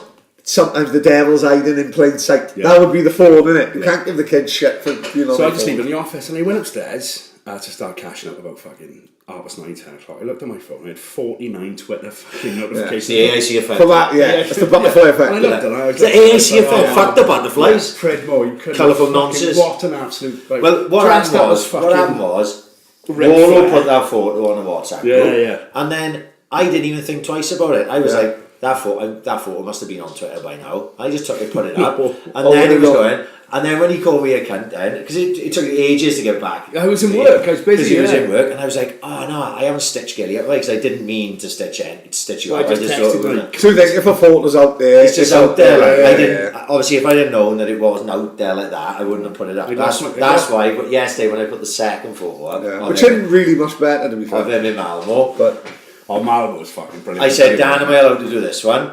Right, we're going to get to Malmo in a sec. Yeah. I messaged Dan this morning. I said, Dan, am I allowed to put this photo up? He said, I just literally got in from being in a hippie commune with Max doing mushrooms or something. Right, He said, I'll yeah. tell you about that tonight on the podcast. I was like, right, okay. He said, I don't Yeah. care about the photo. So go on. Yeah. Tell us about the hippie commune first. it would call me. Well, the first photo you put up, I was on Denty's fucking stag do. I got 9 fucking gurners in me. I couldn't fucking move. I'd lost my wig. It was heavy, mate. It was heavy. What I liked I about bumped it. in that Italian guy, didn't I? And I Oh, you looked like Enzo Calzaghe, didn't he? Yeah, That's what happened. Within fucking. I understand a bit of Italian because I used to work with him for 20 years. I lived in Italy for a very small amount of time, and I heard That's this, what Amanda Knox said, So we like. were queuing to go in, and I heard this guy in Italian said, "Oh, I got loads of fucking empty, mate. I need to sell it." And I just How do you know that in Italian? We worked out there for 2 months in a barista. How the fuck did you learn I that? worked with Italian. You just get the essentials. Not that. You just get the It's not essentials. that. He just watched Gilmore, didn't he? He watched Gilmore for 3 on the weeks. shoulder, and I fucking so by the time we got in Belgium, I was handing out MDMA. Mate, ridiculous. I'd say we was in there We was in there 20 minutes. Within 20 minutes, Wayne Saunders got his sunglasses on, going in like a bastard. Oh, what a tactical sunglasses. The best thing was, he smashed the table in. The next thing, I'll yeah, don't be smash. clumsy, you can't smash this. Spread out. Like, this Italian now, probably been gone to Benny because he was selling drugs for fucking 20 years. Never had it so good. He's in a hotel. He's in a hotel. He's using the all-inclusive. He's walking down a tent. He's past. Yeah. He's having bacon, egg and sausage in the morning and everything.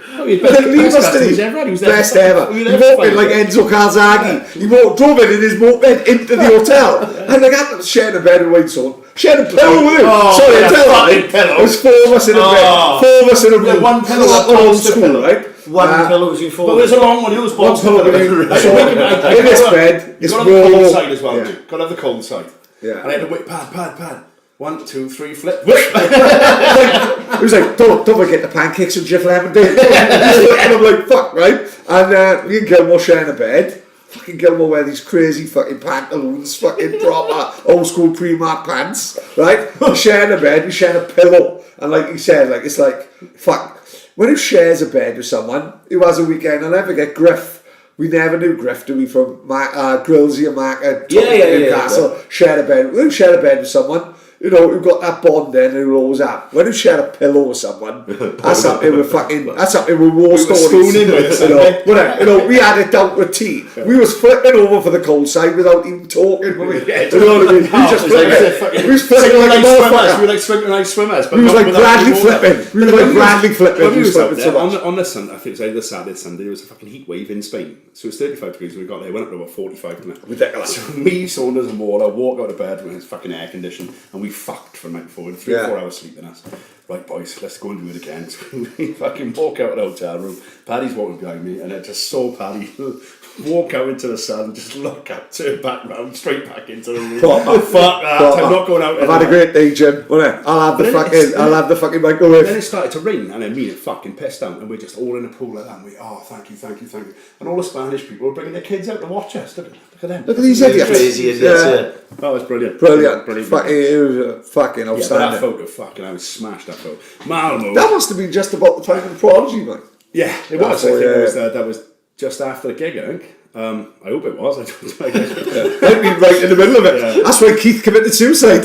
You see Gilmore looking like that, didn't he? There's only a certain amount. Yeah, he's been there for a couple of years. There's only a certain amount of park runs that can knock it out my memory, you know. I must have looked at shit. We haven't had one DM off a slag or anything. It's the upside down facing, isn't it? We've always got a bed upside down facing Gilly. Stan Laurel, isn't it? Yeah. Anyway, go to Malmo. Fucking hell of a trip. Do you know Speedy Davis, my brother? Yeah. Do we know Speedy? Let me tell you, he's the king of mumbles, isn't he? Oh mate, there was a time where Saints nearly ran from, what was the bar called? Yeah, Speedy's bar. His bar on the right hand side. There was a time that Saints boys was in there every other week. Jamie Harris was all. Played down there once. What was the bar called? We back sick. We played mumbles once, and literally just went. We go straight. We stayed in Mumbles. We didn't even go back to Brunel. That was super. Absolutely amazing. He's not dull. He had all smart birds working in there. It was absolutely tremendous. Yeah, he still rents it out. Does he really? But his missus. Well, the Jones Bar, I suppose, have turned into that sort of. It's a nice little stretch up there now. Which bar is that? So Jones Bar. A little bit further down on the left-hand side. But you've got our place called Little Bar, haven't you? You know, right, yeah. You've got Jones Bar and you've got Crew across the road now. Crew's got a bit naughty recently. They're scrapping in there every week. Is it? It's quite funny because the Mumbles kids now, because of sort of our block where we are, they're not going to Town Rocklands. They're staying in. I tell you what, fucking hell, if a club open in Mumbles now, we roofed. Get Bentley's back all money. Oh, honestly. Imagine it was in Bentley's. I used to work in Bentley's. It's getting a bit punchy up Crew now. It's all the youngsters go there. Yeah, right, okay, which I quite like actually because what that's saying is that it's people don't mind staying in Mumbles again, which is I think a good thing. So we goes up to Malmo, fucking Speedy drink all day. I mean, his missus and my missus are sisters. Right. So that's why I know. I bet that's a cracking Christmas dinner. Oh, it is. Yeah. He makes 2 gravies. He makes Yeah. two burgers. He smashes one of them. I bring the booze, he does the food, right? Oh, And that sounds good. He makes two gravy. He makes the turkey gravy and a lamb gravy. Well, Speedy does this himself. Oh, fuck, you should see it. Oh, Yeah. I do my sprouts down the middle so the gravies don't intertwine. You know, I've got Good my lamb. Lord, this is So- that's Christmas. Oh, he's fucking super. We get some more food. I just bring It is wine in the baskets bottles of out. and we just get at it. Speedy's a fucking good laugh. We had his boy Josh, and Josh is brilliant as well. It's me, Josh. He played for West End, didn't he? Good crack. Yeah, little cunt. I'm not keen on him. So we got Mifflin with us, and then fucking the bloke was running the bus. It's Bomber from Calais, right? Do you know Bomber? Fucking not that. So we all got at Malmo. Fucking brilliant. So we're all just we're outside that bar. Did you go out there? Pat? No, I didn't. Anyway, so this guy, he's Welsh or something. He owns a bar in Copenhagen. We didn't go to Sweden; it's too expensive. But there's a train that joins it. The train journey is hilarious. We were denting all them. Copenhagen, right, Denmark. So it goes amazing, under the sea. So none of us paid for a ticket. There's 55. Under the sea? There's 15. Well, of like us. Sebastian, Yeah. didn't Under the sea. The bridge you go into Yeah. 7, like, you know, it's a bit longer. It's 15 of There's us. a bridge under the Severn Bridge. That's how you get a London pad on a train. What? Yeah. Well, hang on now. Whoa, hang it. I haven't been in no under the sea train in There is. London. What? There it is. I'm sure. Yeah, it goes dark for about 30 seconds. Yeah, that's not under that fucking. Yeah, it's just under the And Severn. they're giving it all that. He's like Sebastian and. There is a mermaid. There is one anyway. China. Yeah, 100%. Now you're saying that, like I've driven the Severn Bridge like 4 times in the last week. But it's not a train track. There's left not a or train right, track there. Yeah, it goes underneath. But if the train is doing 140 mile an hour, so you don't notice it. So. Anyway, so Plus, as well, we usually coke up our eyeballs, man. So there's 15 of us now in a fucking toilet because we haven't paid for the ticket to fucking train to Sweden. Right, okay. Gets to Malmo the night before the game. Fucking brilliant. This guy has done any Swans fan 2 4 pints. Oh, fair play. Absolutely. Fucking Cardiff fan, filled full of lax. 20 quid a pint. So they're all fucking day. We're all fucking day. So I'm just outside. It's random, a Swans fan, Swansea boy got I've a. got some fucking They guess about these cracking, kids. cracking photographs of Dante fucking outside with his top off, and we're having a right laugh. All of a sudden, no Max hairdresser, man. Max turns up like that with Mikey Fletcher, and I've known Max for a long, long time now, Mikey Fletcher. Is that Fletcher with black hair? You know, looks very similar to Black. Sparky. Yeah, Fletcher's a good boy, yeah. Good boy, Fletcher, Yeah. good boy. And he said, kid, you know what Max like, Dan, kid, you'll have a smoke with me, won't you? And I said, yeah. He said, have you been to Christiana? I said, no, I haven't been. What's Christiana? He says, a fucking hippie commune in a forest down there. I said, fuck off. I say, we go in. Yeah. 12 o'clock at night, man. So, This is after the game, like. no, it's before the game. It's night before the game. The game's the following day. So we jump in this rickshaw. We end up in this fucking forest. I say, one park, with a lot more trees. And we walk in like that. You walk in there, it's fucking buzzing of weed in there. And you just got all these little fucking wooden houses and stuff. And it's a proper full-on hippie commune. There was a copper that showed us how to get in there. And I said, don't you mind what goes on in there. As long as it stays in there, we don't Yeah, care. but- Fucking lovely. So I walk in. Lovely bar. A couple of pints. So how do you mean it? Like in the middle of a In the forest? you fucking got- woods. It's like St. Park. There are Yeah. more trees and there's just fucking people living it. They just live So off the by land. bar, I mean like the bar no on top of the hill in Glastonbury with like a wooden cabin. Wooden Yeah. cabin, and they Yeah. got draft and stuff like that. Buys 2 pints, now me and Matt sat down. I said, can we buy some weed off you? And he said, well, we don't really sell it that way, but we do ready roll joints. Fucking brilliant. It's even better. Better, surely. Blue Peters, here's one I rolled earlier. Oh, Thank what? you fucking Right, very yeah, much. So I said, we'll have 2 of them. And John then Leslie's here, Woman comes fingering in, she goes, habitats. I've got some magic mushrooms. Allegedly, Pat. Yeah, Allegedly. sorry. We don't need any I've got fucking some magic mushrooms. But what I do, she said, I dry them and crush them down, and I just give them to you in a tablespoonful for 10. Fuck, he sounds great, this guy. I'm like It's like China. Fuck, it's just fucking Since Trump has superb. changed again. Oh, unbelievable. So me and Fuck Calcott, we looking at Albufeira. So me and Max are fucking, we have 3 or 4 spoonfuls of this. The next thing I know, I'm just looking at the fucking sky's gone fucking purple and pink and all that. Yeah. And we had fucking pissed ourselves laughing. When we left, there was 7 o'clock in the morning. There was 3. We had to get out of 3 taxis because we were laughing too much. We had a giggle so bad. We ended up walking back. I said, that's our hotel. No silent, like, That's innit? how- Go giggling in his taxi. That's our hotel by that fucking sign by there. So when I got to the sign, I looked across Copenhagen. There was 95 of these fucking signs. I was like, fuck. Got back to the hotel about 8 o'clock in the morning. The boys are sleeping. Fucking me in this hostel. Jump into my bunk like that. Get my head down. 9:30, Speedy's waking me up. Come on, sir. We're going out. Come on, I've been making gravy all night. Hour and a half. It's Yeah, not fuck enough. off, Speed. 2 hours, you're okay. Hour and a half is I dodgy. knew I was in trouble when I was back in the pub. And then we get into Malmo, I was alright, and then outside, there's a big piazza in Malmo. I just sat down on a bench like that. I had a kip for about fucking 2 hours. I get to the stadium, fucking walk in, I'm like, fuck, I'm in the right shape here, like, I'm not good at all. So I get to the stadium, I take the boys, I went to the toilet, and that was me for an hour and a half. And I was in the toilet for an hour and a half. I come out. Does it happen though when you want to piss in I said, football? I said, I come out, I got my seat, I said, what's the score, boys?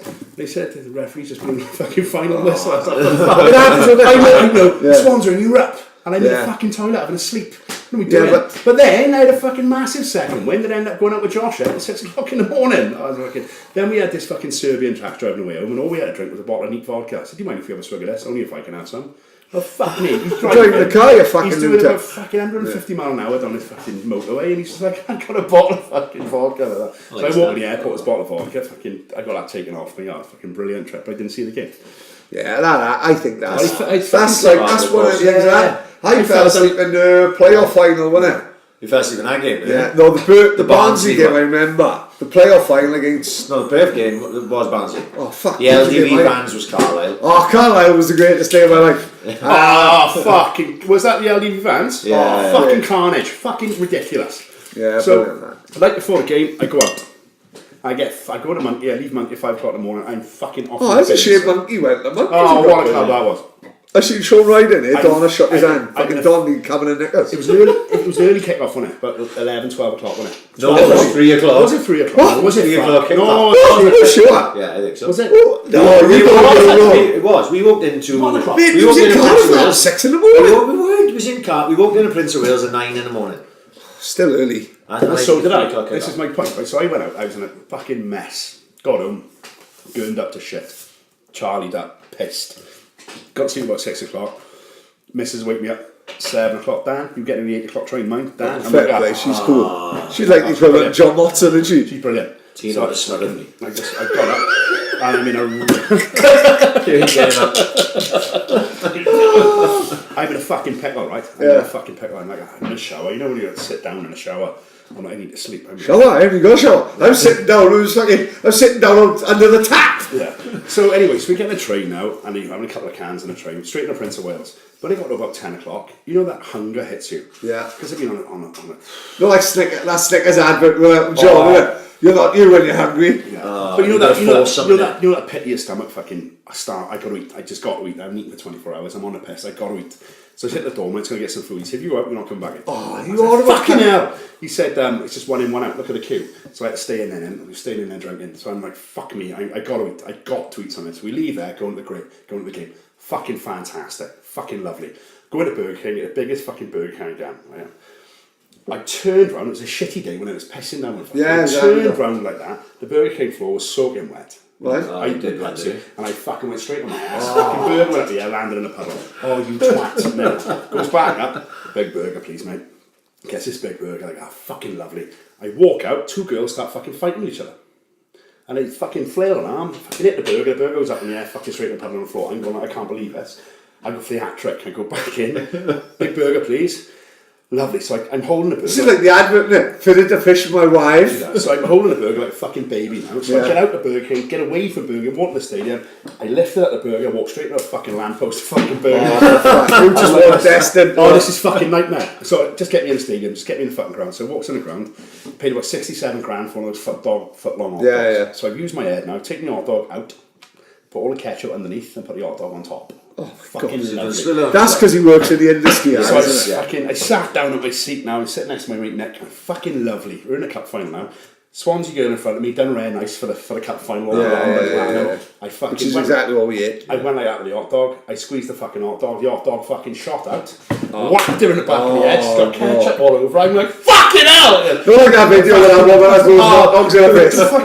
Her husband's jumped over the fucking. Her husband's jumped over the seat. Look at the fucking state of my wife. I said, "Fuck your wife!" And my hot dog's on the floor. Obviously, he didn't know the story. Of course he didn't. He's on top of me, punching fuck. I'm lying down like that, trying to grab my hot dog that's going down the stairs. Oh, my hot dog! Also, 2 walkers was up the stairs. Because Fucking nightmare. It was a fucking nightmare. And I didn't have my hot dog. The stewards came up, split us apart, put me in a different seat. Goes for a piss. Miss Trundle's fucking goal. Which is the I'm greatest like, goal. this is Greatest goal goal of all ever, time. like, yeah, I'm like, yeah. For me, everybody goes on about the LDV fans. Fucking worst day ever. It was fucking carnage. Great. I left for 10 minutes to go. First train back to Swansea. Went to P&P. I just kind of just had some food. Yeah. And after that, I had a great day. And then I got kicked out of fucking Revolution and for having a go at Jermaine Defoe. As you do. What the fuck was he doing in It was Revolution? with Leon Knight. Ah, of course he was. Yeah. Of course he was. Yes, he was. Yeah, so usually I said, shaking hands with the players, they're all in there. You know? Yeah. And I said to Leon Knight, I said, cheers mate, you know, thanks very much. He just looked me up and down. So I It's said, one of them. I said to Jermaine Defoe, I said, you're going to be the same as him, man? He just looked me up and down as well. I said, you both fuck off. And I pushed him up against the wall. And then just a doorman all round London. He almost broke my neck. He threw me up. Hell of a fucking day. Yes, the LDV van's going to suck my fucking dick as well. LDV vans is one of the greatest ever. Wasn't it? We had a West Wales Cup game the day before, which could have fucked it up, but I think it actually made it better. I picked Evaselli up at fucking 6:30 in the morning, me and Don. Look, we had a West Wales Cup game the day before, so you out late. Oh, it's a big day. One big day, all singing, fucking LA. LA. Fucking 6 o'clock in the morning, back on it. But I like that. Yeah. Do you know, I like that feeling when you're pissed. No one who goes away on a weekend away with the boys, right? You don't get it very often. It's a funny feeling. No one who pissed who wake up in the morning who's straight on it. Yeah.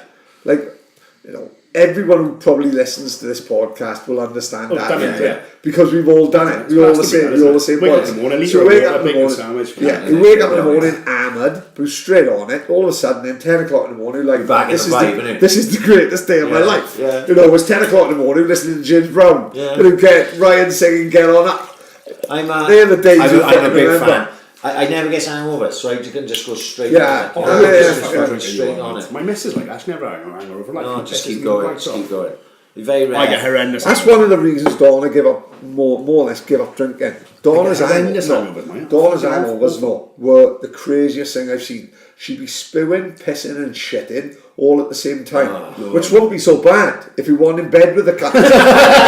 Right? Genuine.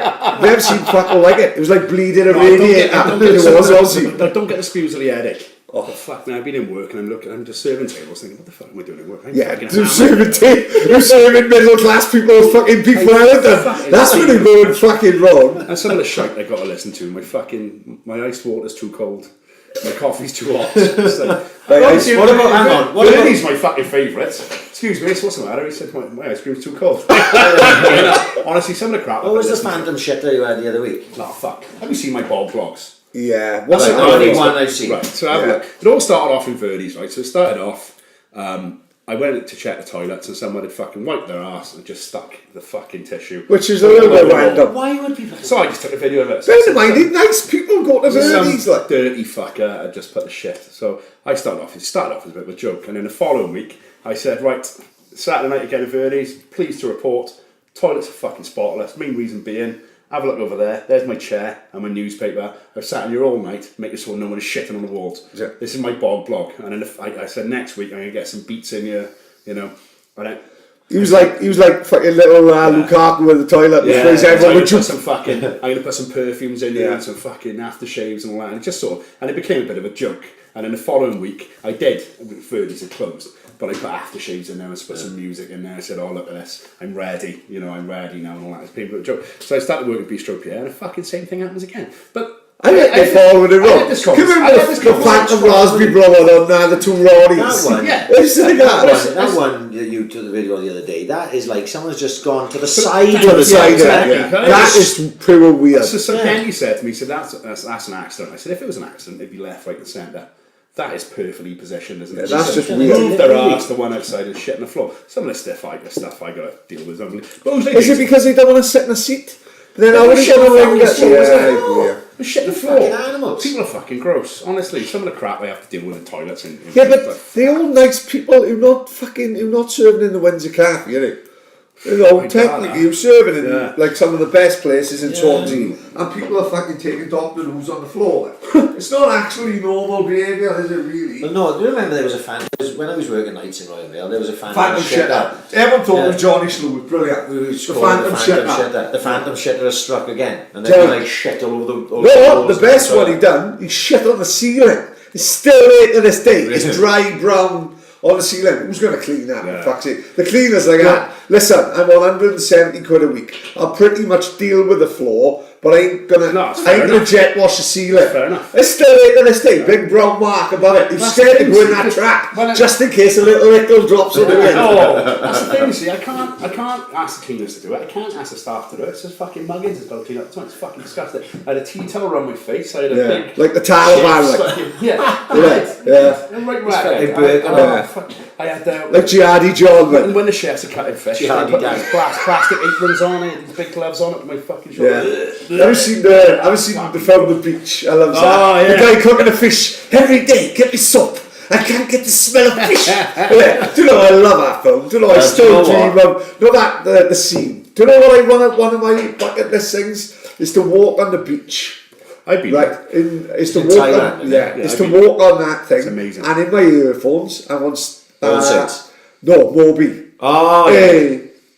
Hey, but Miser went, they reckon it's full of McDonald's and all that. Yeah, You say who goes there, it's but fucking we've, people yeah, everywhere. it's Thai It's cracking. Thai That's government like, did they closed it. stop it? And we closed it in a couple of years to let the reef Yeah, go. yeah, fucking rebuild. Is that right? So I can't even go there the next couple of years Can't go anyway. there. I read that think somewhere. That's a good idea, that. I think it's man. called Maya Bay. I've been Really? there, Sean, yeah, and they Any closed good? it. Yeah, it's fucking gorgeous. It's paradise on earth, mate.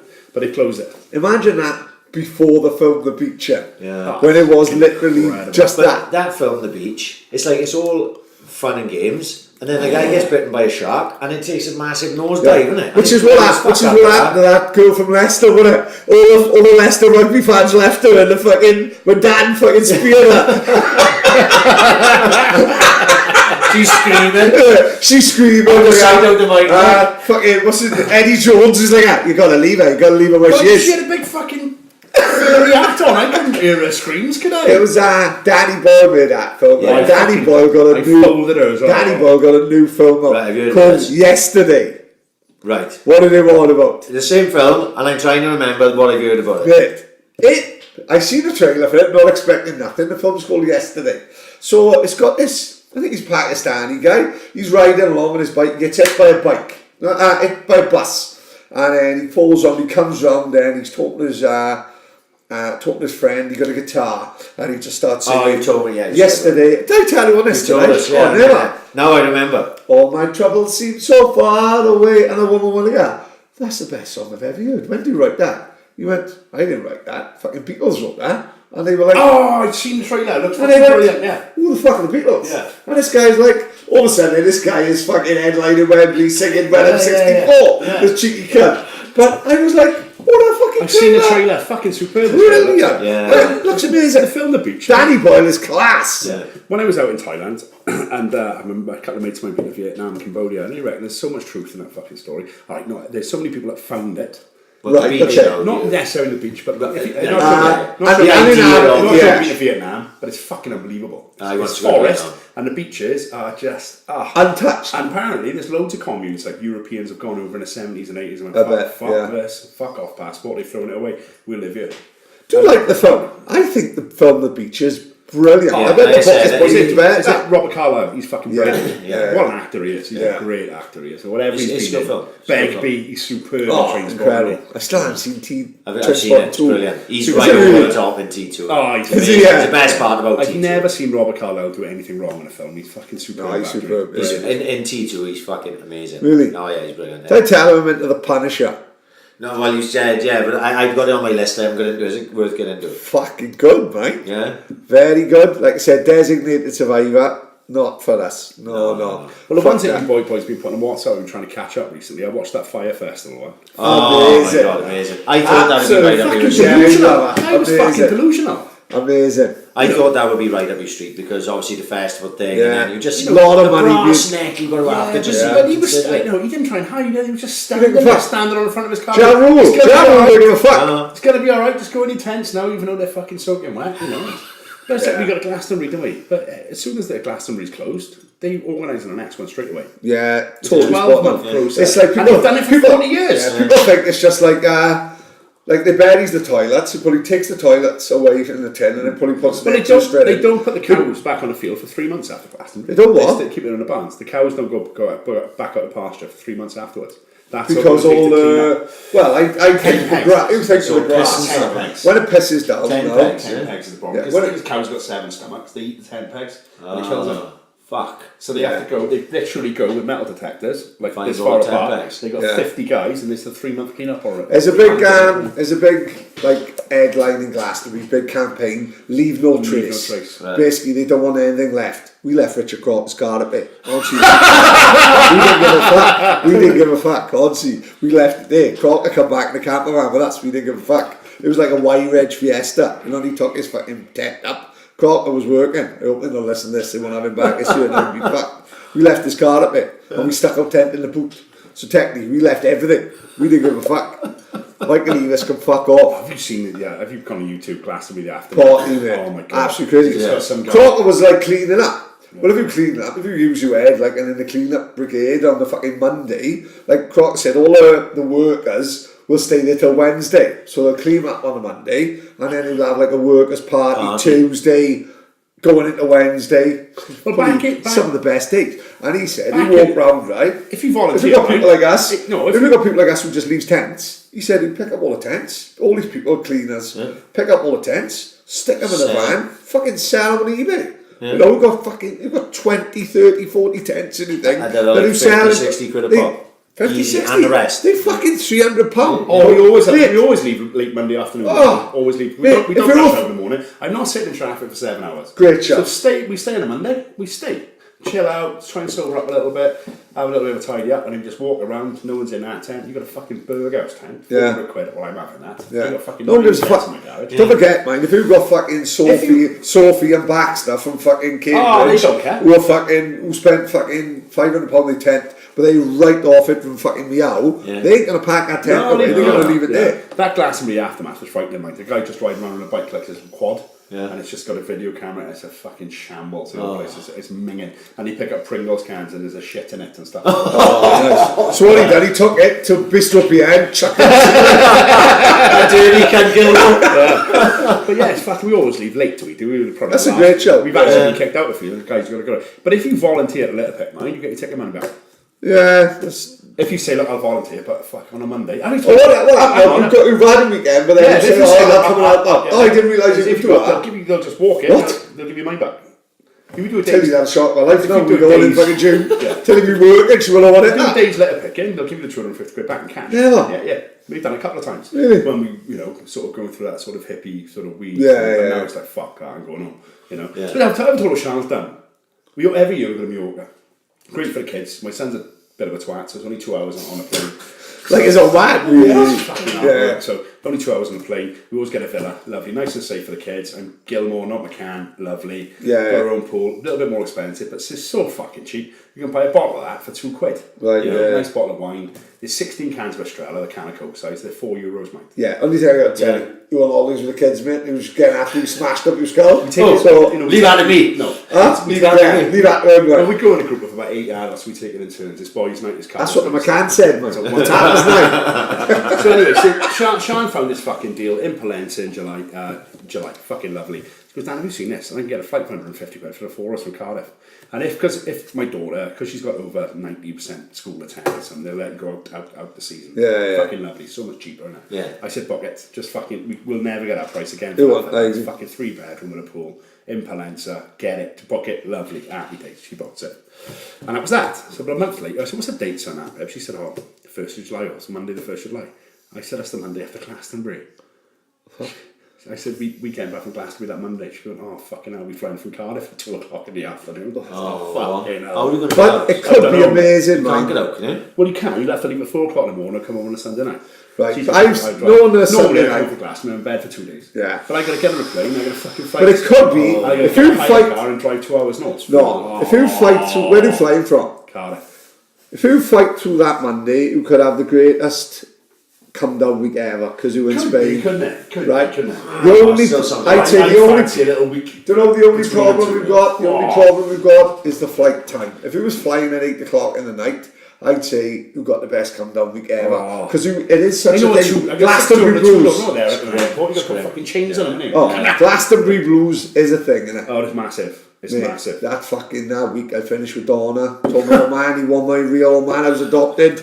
Honestly, I quit work. Yeah. Genuine. Honestly, I had castration like Michael Jackson. You think everything's gone wrong with your life, don't it? Starts walking around thinking of Keith Richards. It's weird. It's only rock and roll on a t-shirt. I don't know what it is about Glastonbury. Every year I come back from Glastonbury, the Monday night after, I get that sleep paralysis. Have you ever had that? Yes. Oh Yes. my god, that is Yeah, all the time. fucking Yeah. frightening. Really, yeah. When I was younger, Oh, Well, I can horrible. sleep not so on much a- as a... I can it's sleep. horrible. I can It's sleep horrible. on a chicken's lip. But I I was can like- sleep Yeah, on but you anything. know, do you understand what sleep paralysis is? Go on. Oh, Sleep sorry. paralysis is basically, you think you're awake. Right. You may very But well be you- awake, you're pinned but to you the can't move. Shut up. You can't Yeah. move. yeah, You can't move. That's such a thing. There is such thing, yeah. Oh, We can read up about it. I used to get it quite a bit It's the when I was most a kid. frightening thing in the world. Oh, it's horrible. You think you're awake. Yeah. You think you're awake. But I do awake, no. No. And then So what, you've got to sleeping? try and wake yourself up. Yeah, and it's horrible. I used to get it. I used to have a lot of problems with my ears when I was younger, and I used to have a lot of night terrors and things like that because I was in pain and shit. My ears, laugh at my fucking maybe an ill pad. Fucking sympathetic. 1, 2, Freddy's coming for you. It didn't help. I watched that when I was about Yeah, I 7. was going to say, fuck it up. But no, Freddie I used to Mercury get sleep paralysis quite a bit. No, I haven't had it for fucking years, but I was ill, right? Fucking Niall was in his small, and I had the proper flu. You know, like when you get fucking senses up. I was laying on, So rolling into one now. I'm going back into work Sunday. Fuck it. I was laying on a settee, and it felt like someone was walking back and forth above my head. Yeah. And I couldn't move. Oh, it's I was horrible, man. fucking frozen on the It's settee. It was the last time it happened, probably about 6-7 years ago. I've never worried about stuff like that, but the last time I came out, I had sleep paralysis and I woke up and I had pins and needles in my scalp. But it's quite. I thought about it. I thought, fuck me, there's not enough blood going to my brain. It's fucking really worried me. I'm sitting there massaging my own head, going, this ain't fucking right. And I couldn't feel my fucking scalp and pins and needles all that bad. Like, so Seriously? I think you just had a stroke then. Yeah. Do you reckon? Yeah. Probably, yeah. A mild one. See, I can sleep. I can't see. I'm a shit sleeper. I am. Well, I'm a good sleeper. I got bad habits. I'm tired, I If don't I'm know anyway. right, I'm getting up. Cobley's pick me up at 6 in the morning. But then you ask Speedy, he'll say I got fucking narcolepsy because sometimes it'll be 4 o'clock in the afternoon. Yeah. I've been out on like doors, Cobley will pick me up at 6, so I'll set my alarm for 4, 4, 5, 5, then get up. Yeah, I like to snooze like. I like to wake up and go, fuck, I go work, then I go like, talk my own brain. You stupid cunt, you an hour and a half. Today was a classic. I thought we was in 5. Phone's Cobley, text Cobley 5:05. What time are we in? I'm up now, dressed in my clothes. What time are we in, mate? 6 o'clock. Fucking hallelujah. Settee, fully clothed, blanket. Best 40 minutes sleep I've had for a long Tina time. showed me yesterday, right? Like, I've been woken up by an alarm for all my work in life. So Of course you I'm have, talking yeah. 20 fucking years. Yeah. I was a postman Yeah, yeah. on fucking taxi. You work driver. early as well, I don't work you? early, right? So my alarm goes off 5:20 in the morning, and it goes off, and I go, "Whoa," and I jump out and I turn it off because I don't want to wake Tina up, right? Like, yeah. Right. Just after Apparently, smatter in the it mush. fucking increases your risk of stroke. What? Yeah, apparently, if you when you wake up, you're supposed to wake up, lay there. So Oh, that's what I do then. Come to your senses. Yeah. Then sit up over the bed, sort of. Realise when I've gone wrong in life. And you're supposed to take a couple of minutes to get It's up a the bed. massive job. Whereas I literally take a quarter of a second to get out Really? of bed. Yeah, It's a big job for the body though, isn't it? Yeah, do you know, I did honestly, one time I collapsed. I got up and I just hit the deck. Yeah. Yeah. Like a rush of blood, I hit the floor. I was fucking huge what I was. Because my missus, she's a fucking applied behavioural psychologist, right? And it's fucking interesting. Sounds She scary. usually was a case study. That's what she said. If you were there for 18 years. She's like Donnie Brasco, isn't she? In the psychology She world. says that I'm just her ongoing thesis. Yeah. But she was saying about it, it's fucking interesting talking to her. She was saying about alcohol and stuff like that. So the first time you drank alcohol and you had 3 or 4 cans of, I don't know, whatever it was, flat lager, you're probably quite pissed and you probably spewed. And she goes, that is your body's natural tolerance to alcohol. You should never drink any more than that. But then you build up an intolerance to it, don't you? Yeah. You'd have 4 cans in the shower now before going out on Saturday night, wouldn't you? What it is, like, It's mad, like. mate, it's Brett's. We drinking culture. Mate, It is, absolutely. Mate, Because I've always worked with Beer. when I left 30s, I had 33 nationalities working. I work with 13 nationalities now, right? And apart from the Eastern Europeans, like the Russians and the Romanians with and the the Polish, vodka out in the fucking apart skull. from them, to any, if you say France, Spain, Italy, they all think we're fucking mad. I totally agree, because we They all binge think drink. fucking mad. Every single person I know is a binge But drinker. I think I've got a theory on this. 2 things. Obviously, it's the war because they brought in licensing. Okay. So you shut the pubs then, didn't they? Yeah, Pubs yeah. used to be open 24/7. It was a public house. It was open. Yeah. People drank when you fucking wanted to. But then they brought in that 12 3 till 3. 3 o'clock and then finish and all especially that. on Sunday as well. For the war effort, wasn't it? So what used to happen, and that didn't help, because instead of having 5 pints in the afternoon, you'd have fucking 5 pints in an hour. Or if he was off work, you'd have a lock in. Because Don's old man was pubby, like the landlord all his life. And he said the best laughs were When 3 the o'clock, doors were 3 shut. o'clock, the door would lock. Yeah. And the curtains would close, and he'd have, and there's a little thing where you got a little bit of a You bubble. feel a bit with it. naughty, You didn't feel a bit naughty but you were having the lock in 3 till 6, like. But when I worked with the Spanish in La Perla, I'd say, right, I'll go out for drinks tonight after work. Fucking lovely. It was the closing us time. Yeah. 4 o'clock. Well, where are we going then? Oh, we're going to meet at 10. We'll have some food or an 11 somewhere and then go out after that. I'm like, I'll be fucking home, spewing up. Yeah. And to us, What, they would actually it's go like out when at you go 11 to o'clock? It's like Ibiza, you leave a club at 4 o'clock in the morning, the Spanish are going in. Yeah, of course. I think it's climate. That helps, I think it's climate, because, you know... Yeah, but we greedy in the cunts. winter, Because right? even when it's boiling over here, we in the beer garden with shorts in March. Yeah, But last Saturday... Oh, fucking last Mate, Tuesday. last Saturday... Top off, down the outside. Last Saturday... Put a sunblock on the kids. Last Saturday, Dean Davis had his bucket hat on in the Morris Beer Garden, fucking singing fucking Stone Roses. He didn't give a fuck. But, like, in the winter, because we get long winters, don't we? It's dark. Yeah. You go to work, it's dark. You finish work. Oh, we used to be. Like, we had, What do you do? No, we had two. What No, does I love that. We had 2 hot days last week. Everyone went global warming. Oh, I do see that, yeah. Fucking Thursday, I was fucking having my eyes on it. Calm down, like. It's not. We had 2 days of hot weather. This is blatant culture, like we said earlier. Yeah. We had 2 days agree hot with that. Yeah, I weather. agree It's with not just 2 days hot weather. It's global warming. course it is, No, yeah. it's not. It's 2 days hot weather. Just pissed out Thursday, and I know because I was fucking soaked all day. Tuesday, I was putting sun cream on the kids in the garden, because I had last week off for after. Thank you very Well, much. put some people on February, you fucking idiot. I don't know, they were burning it. Fuck that, he'd be like that guy across the road, Simon Weston. I refuse to put fucking sun cream on in February. Fuck him. I ain't paying Ombre Soleil unless it's the one that I got in my bathroom from 3 years ago. From 3 years ago. And put it on, it's like goose fat. Till he ends up like fucking Beyonce. 2 hours in the sun, she don't give a fuck. But on Sunday, I took my daughter for a swim. We come out of the LC, and I watched the BBC News after that, like the national news, not watched, when they said the highest reported wind was in Mumbles. It was 86 mile an hour. Yeah, it was so fucking crazy. brings my daughter out of the LC. Oh, my mitt. I said that. So I bring my daughter. She's only 6. She's only a little bit. And she wasn't strong enough to fucking walk in the wind. She flew up the Big Apple. I had this big coat on. No chance I put a coat on. It's cold. Yeah. Ended up like a fucking... Head zipped it up and Oh fuck. I looked behind me. She's like that guy that flies up the cliff. She ended up like Red Bull. That guy who jumped from the space station there. That Bangladesh. Although he's Daft Punk. It's 86 mile an hour wind at quarter. I said, where the fuck Yeah. did she go? She ended up in the seafood. Rolling down the road. She ended up in the seafood that covered in cartels, wasn't it? I'm fucking pissing myself. Right, let me tell you what I remember now, because Dan reminded me of it earlier. Just come back to me now. My mate Mac, I'm not sure if you knew Mac, he's a doorman and he's not with us anymore, unfortunately. Like, fucking star. Tuesday told this story at his funeral, right? And I've never been to a funeral where everybody burst out laughing. Basically, they'd been to Nottingham Forest to watch the Swans. I have to tell this story because I think it's the best Swans away day story I've ever heard. Which Mac are we on? One Mac? Yeah. So anyway, I think Tuesday's book had just come out or something, and there's a few people looking at him. And what happened? Lee Trundle put 2 tickets for. I think there were stories coming out that Tuesday was minding him. That's it. All that sort of stuff. Cool. So Trundle had put 2 tickets for him and Mucker in the ticket office in Nottingham Forest. And Tuesday said, "Fuck, I don't fancy walking through them lot. They fucking after a bit of us." Like Mucker said, "I'll be back in a minute." It's 2 minutes later. The police wagon turns up, and Tuesday's like, "What's going on here?"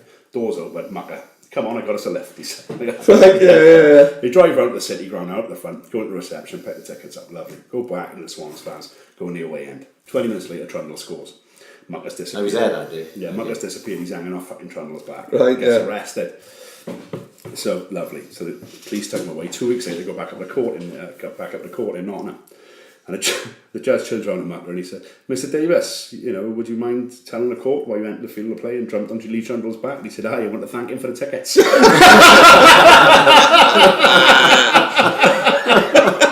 He said even if Tuesday said even the judge was fucking laughing, he went going fuck off. It was a time where it's fucking brilliant, that isn't it? It was a time in the 80s. It was such a Swansea thing to say. It was it was up there with Kevin O'Connor. Can you remember when Kevin O'Connor got arrested in Ireland? When he said it was all it was 2 things with Kevin O'Connor. One when he was in Ireland, which was a coke, I'll never forget it. He was coming around collecting from the IRA, right? In this old Wexford, old-fashioned pub. I think you said this one. I might have said it. And they come out to Kevin O'Connor and say, "Money for the cause?" Yeah. He went, "I don't even like the band. You fucking shit." Right? Which was classic. And he also got arrested for shoplifting. And the judge said to Kevin O'Connor, "Have you ever been up before me before?" And came on the call and said, I'm up at 10, what time do you get up? And he sent him down for fucking 2.5 months just for being a cocky cat. I can't No, wait to see- Forest, no saying about Forest. Forest at the time, there was two big football hooligans. They were known as like public enemy number one. remember the One was a Forest what was a Carlisle, wasn't it? Carlisle guy Yeah. called Paul Border Dodd. City firm. Paul Dodd. Yeah. And he was like England's number one. This would be around Euro 96 time, like, you know, fucking. But then You just had his before, book, didn't you, Paul? Huh? You had his book, you landed. Yeah, Paul Dodd, like, but just before him, just before all these hooligan books and that come out, I think the guy with the tattoo in there there. was a guy called Paul Scatt, Yeah, tattooed England's under number his- one hooligan, and he had Forest tattooed on his Wow. fucking Under his his tongue. lip, on Yeah, his his lip lip, like an sorry. African tribesman. Yeah. And he was like England's number one hooligan. I don't mind Forest. I was into Forest now. I think I spoke about him before. See that Johnny Owen who've done like Yeah. he's like a Cardiff fan. Yeah. But we'll forgive him because he got some cracking documentaries. Yeah. He goes out with Vicky McClure, the actress, like the one who played Troy McClure's sister. the other one who's in This Is England, Yeah. and Line of Duty and that. He's gone up with her and he lives in Nottingham now, and Nottingham Forest have had him on the board. Like. Right. And he's like done through, he done Take Me Home, the documentary, he'd done Right. a documentary about Forest. Can't remember what else. I Believe in Miracles, when he won the fucking 2 European Cups back to back and all that. And he's like heavy into Forest now. I think he's still a Cardiff fan, but he's like in with the Forest hooligans. Like there's a guy called Gary Boatsy Clark, who's like fucking big Forest fucking boy, and I'm not quite sure where I'm going for this, to be honest. Fucking hell, we've had too many glasses of wine. What I was going to say That's what I'm is, saying. I can't wait to see him working in the morning, because there was one time, right, he came into the Bryn, right, and it was like 3 o'clock in the afternoon, and he'd only just finished The work. Melon, Because yeah. when he had his Nova van, he fell asleep in the back of your Nova Oh van. yeah, massively. A woman was knocking the window. Looking for the What happens here? You took your own card out to live. You know, you took your own card out to work. See, well, I had a Nova van. My old man said, "If you have a van, you'll always earn a few quid." He had visions of me driving around selling cockles and all like the guy and fucking guy in Egon Maggie Spengler. Dix, Egon Spengler from Ghostbusters. my man said, "If you've got a van, you'll always earn a couple of quid." Well, I'm going to earn a couple of quid, I don't know. But then we ended up using your car for work, like. Well, then one day he was out at 6 o'clock in the morning, been out the night before, so I thought, fuck this, I'll have an hour in the back of the van. So he jumps in the back of the van, falls asleep. Knock on the window. Yeah, right, love, have you got any mail for number 73? I'll have a look now. What's the time?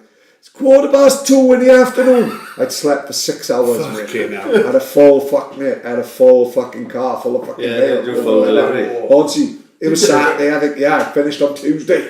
I was in hell of a mess. Hell of a mess. Slept for 5 hours. Fuck, like, genuine, I fuck. remember we go back in a pub after the first team game. It's like fucking, it's 4:30, isn't it, by the time so we get in a pub after the first team game, 4:15. And we go, where the fuck's Paddy then? Because, he's never he didn't been there for the thirds. He was, I thought, fuck, he's dead or something, like. And then he comes strolling in with his full fucking Royal Mail gear on, like 5:30. Like a cartoon. Hell of a mess. Like, My hell of a pickle. mate that we left in Leicester, Nicky Bryan, he was a post when he didn't last long though. I got this thing about left-footed drivers, right? I don't think left-footed people should drive cars. Yeah. Because it just don't work, does it? Have Mate, you tried driving your car at a taxi with your left foot accelerator? Let me tell you what to do. Slap No, it, don't fuck oh it. my god, I've tried it a few times in a lane. If you left-footed- No left foot. Yeah. Put your left foot on the brake. Oh, I've done that. Put the road. Flies through the window. Yeah, Absolutely flies through the He's window. left-footed, right? Yeah. So he's not long past his driving test. I hate getting in a car with left-footed people because they can't control the accelerator. So he sent me his photograph. He was delivering it with 3 crosses. You know, he come down from Gower Golf. Yeah, of course, yeah. And he'd done the same thing as you. He pulled into a lane, been out on a lemon the night before, and had about 2 hours kept when he sent this photo. I can't believe what I've done. He's driven straight into someone's fucking extension. Oh fuck. Extension. Not even the car, he drove into the The extension. fucking post In the games room. covered in fucking bricks. Like, oh, fuck, what are we doing? So I went out last night. He said he fell asleep. And I Fuck, felt a bit of a rush. I went some shit to Royal Mail. One time I was in there, it was the day of Escape in the Park, and I'd been out on a Friday night before it. Oof. And I was in work. I was you got to literally, escape no, I was the park. literally like tying up my job, and I was like, how did I get to work this morning? Literally. Yeah. I was like, boys, how did I get to work this morning? Oh, yeah, And they I've were like, forgotten how many I times think I've you done drove in. I was like, you fucking kidding me. I couldn't even remember. No, I for was like, the I'm a fucking amount of shit. time, especially back in the Malmo Indigo days, I'd be in work, it'd be 3 o'clock in the afternoon, and I said, well, what time did I start work this morning? So would Mambo be open in the afternoon, would it? Mambo open at 9 o'clock in the morning. Really? Half about open at 9 in the morning. It was a cunt if you're a bartender because you've been out till fucking 6 and you're back in the bar at night. Don't want to have a 30th birthday cafe, someone man. and they'd go down. The Malmo. They go down. Yeah, wasn't I there? I was there then. You would have been They'd there. say to me, Danny, you shut off now, you're finishing at 4. I was like, is it 4? So what time do I start? I said 9. And I was like, I can't remember the fucking day, I can't remember being in there. I obviously did a decent shift, like, but I don't remember. It would have been the same as now. We would have meals with it. Yeah, of course. Yeah, I was right. Like it is now. Like it is now. 18, 19, 20 years old, just working a really funky bar and restaurant. Every fucker was going there, and people were letting me in free for wearing a Cafe Mambo t-shirt and jeans wear stuff.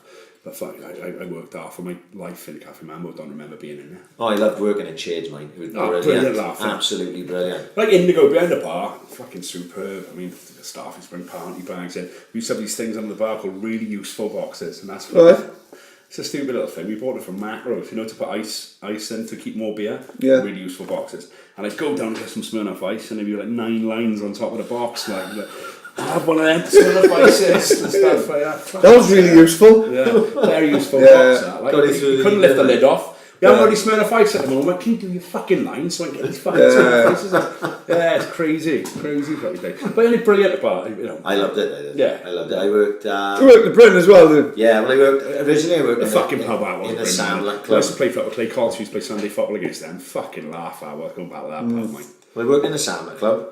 Then I worked in Bentley's, right? Randomly. It was. I walked past Bentley's one day and I saw there was advertising for bar staff. I thought, fuck, I was a bit out the way for me, but I was driving at the time. I had my old girl's car. I worked in Bentley's. Bentley's was a great laugh because everyone from school. Like I probably served you in there, like, do you know what I mean? I was behind the bar on a Friday and Saturday night in Bentley's. Good crack with the boys working. I remember Gareth used to run it. Well, Gareth Abbott, Kevin Abbott, his brother. I grew up 3 doors down from him. I know the old family. Like, yeah, Right. A few times they put me in sleeper holes and kicked me out of that place. Yeah. So, but then I had been for a job. I'd been for an interview in Shades before I got to Bentley's and I hadn't got the job.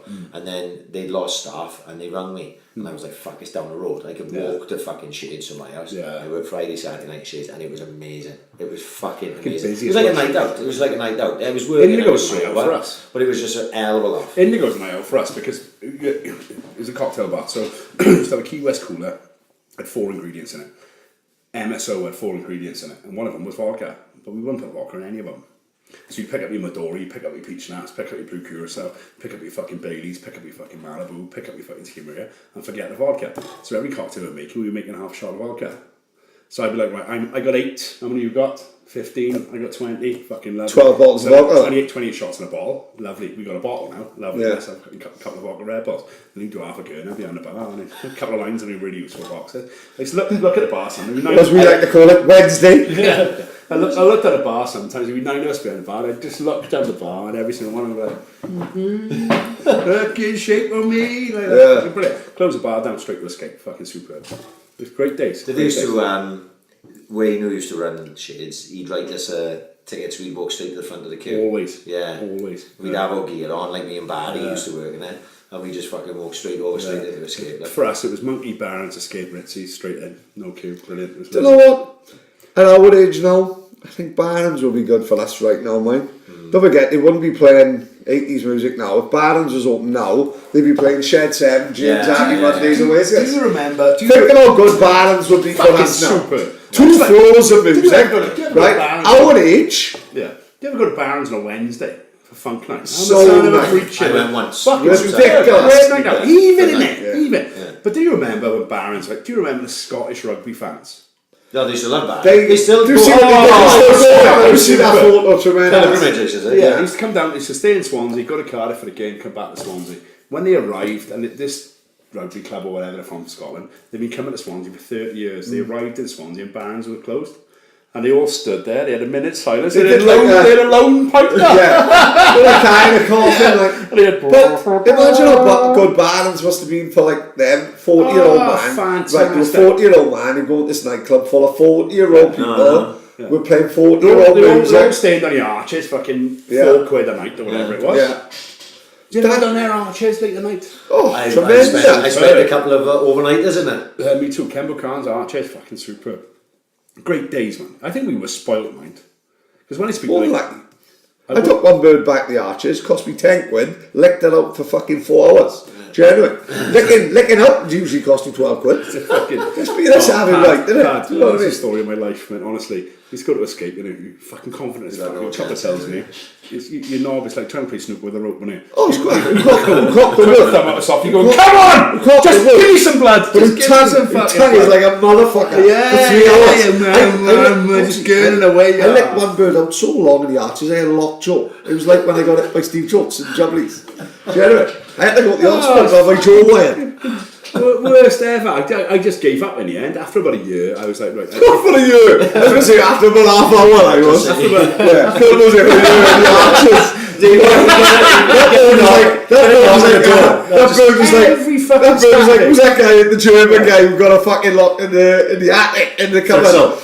Fritzo, that's what the bird was like at the European licked up. The European licked up with fucking Gilmore. Stop, I just if I'm going to do gear, I'm not fucking trying to tap on any girls at all. I'd rather go home and just... Yeah, we used that excuse as well. Basically, no birds was coming on to us. We just say, right, I'm giving up on women for the next 2 years. This is true. But I was quite lucky because I had Roger with me. I know you never met Roger. He's my best mate. He lives in Canada now.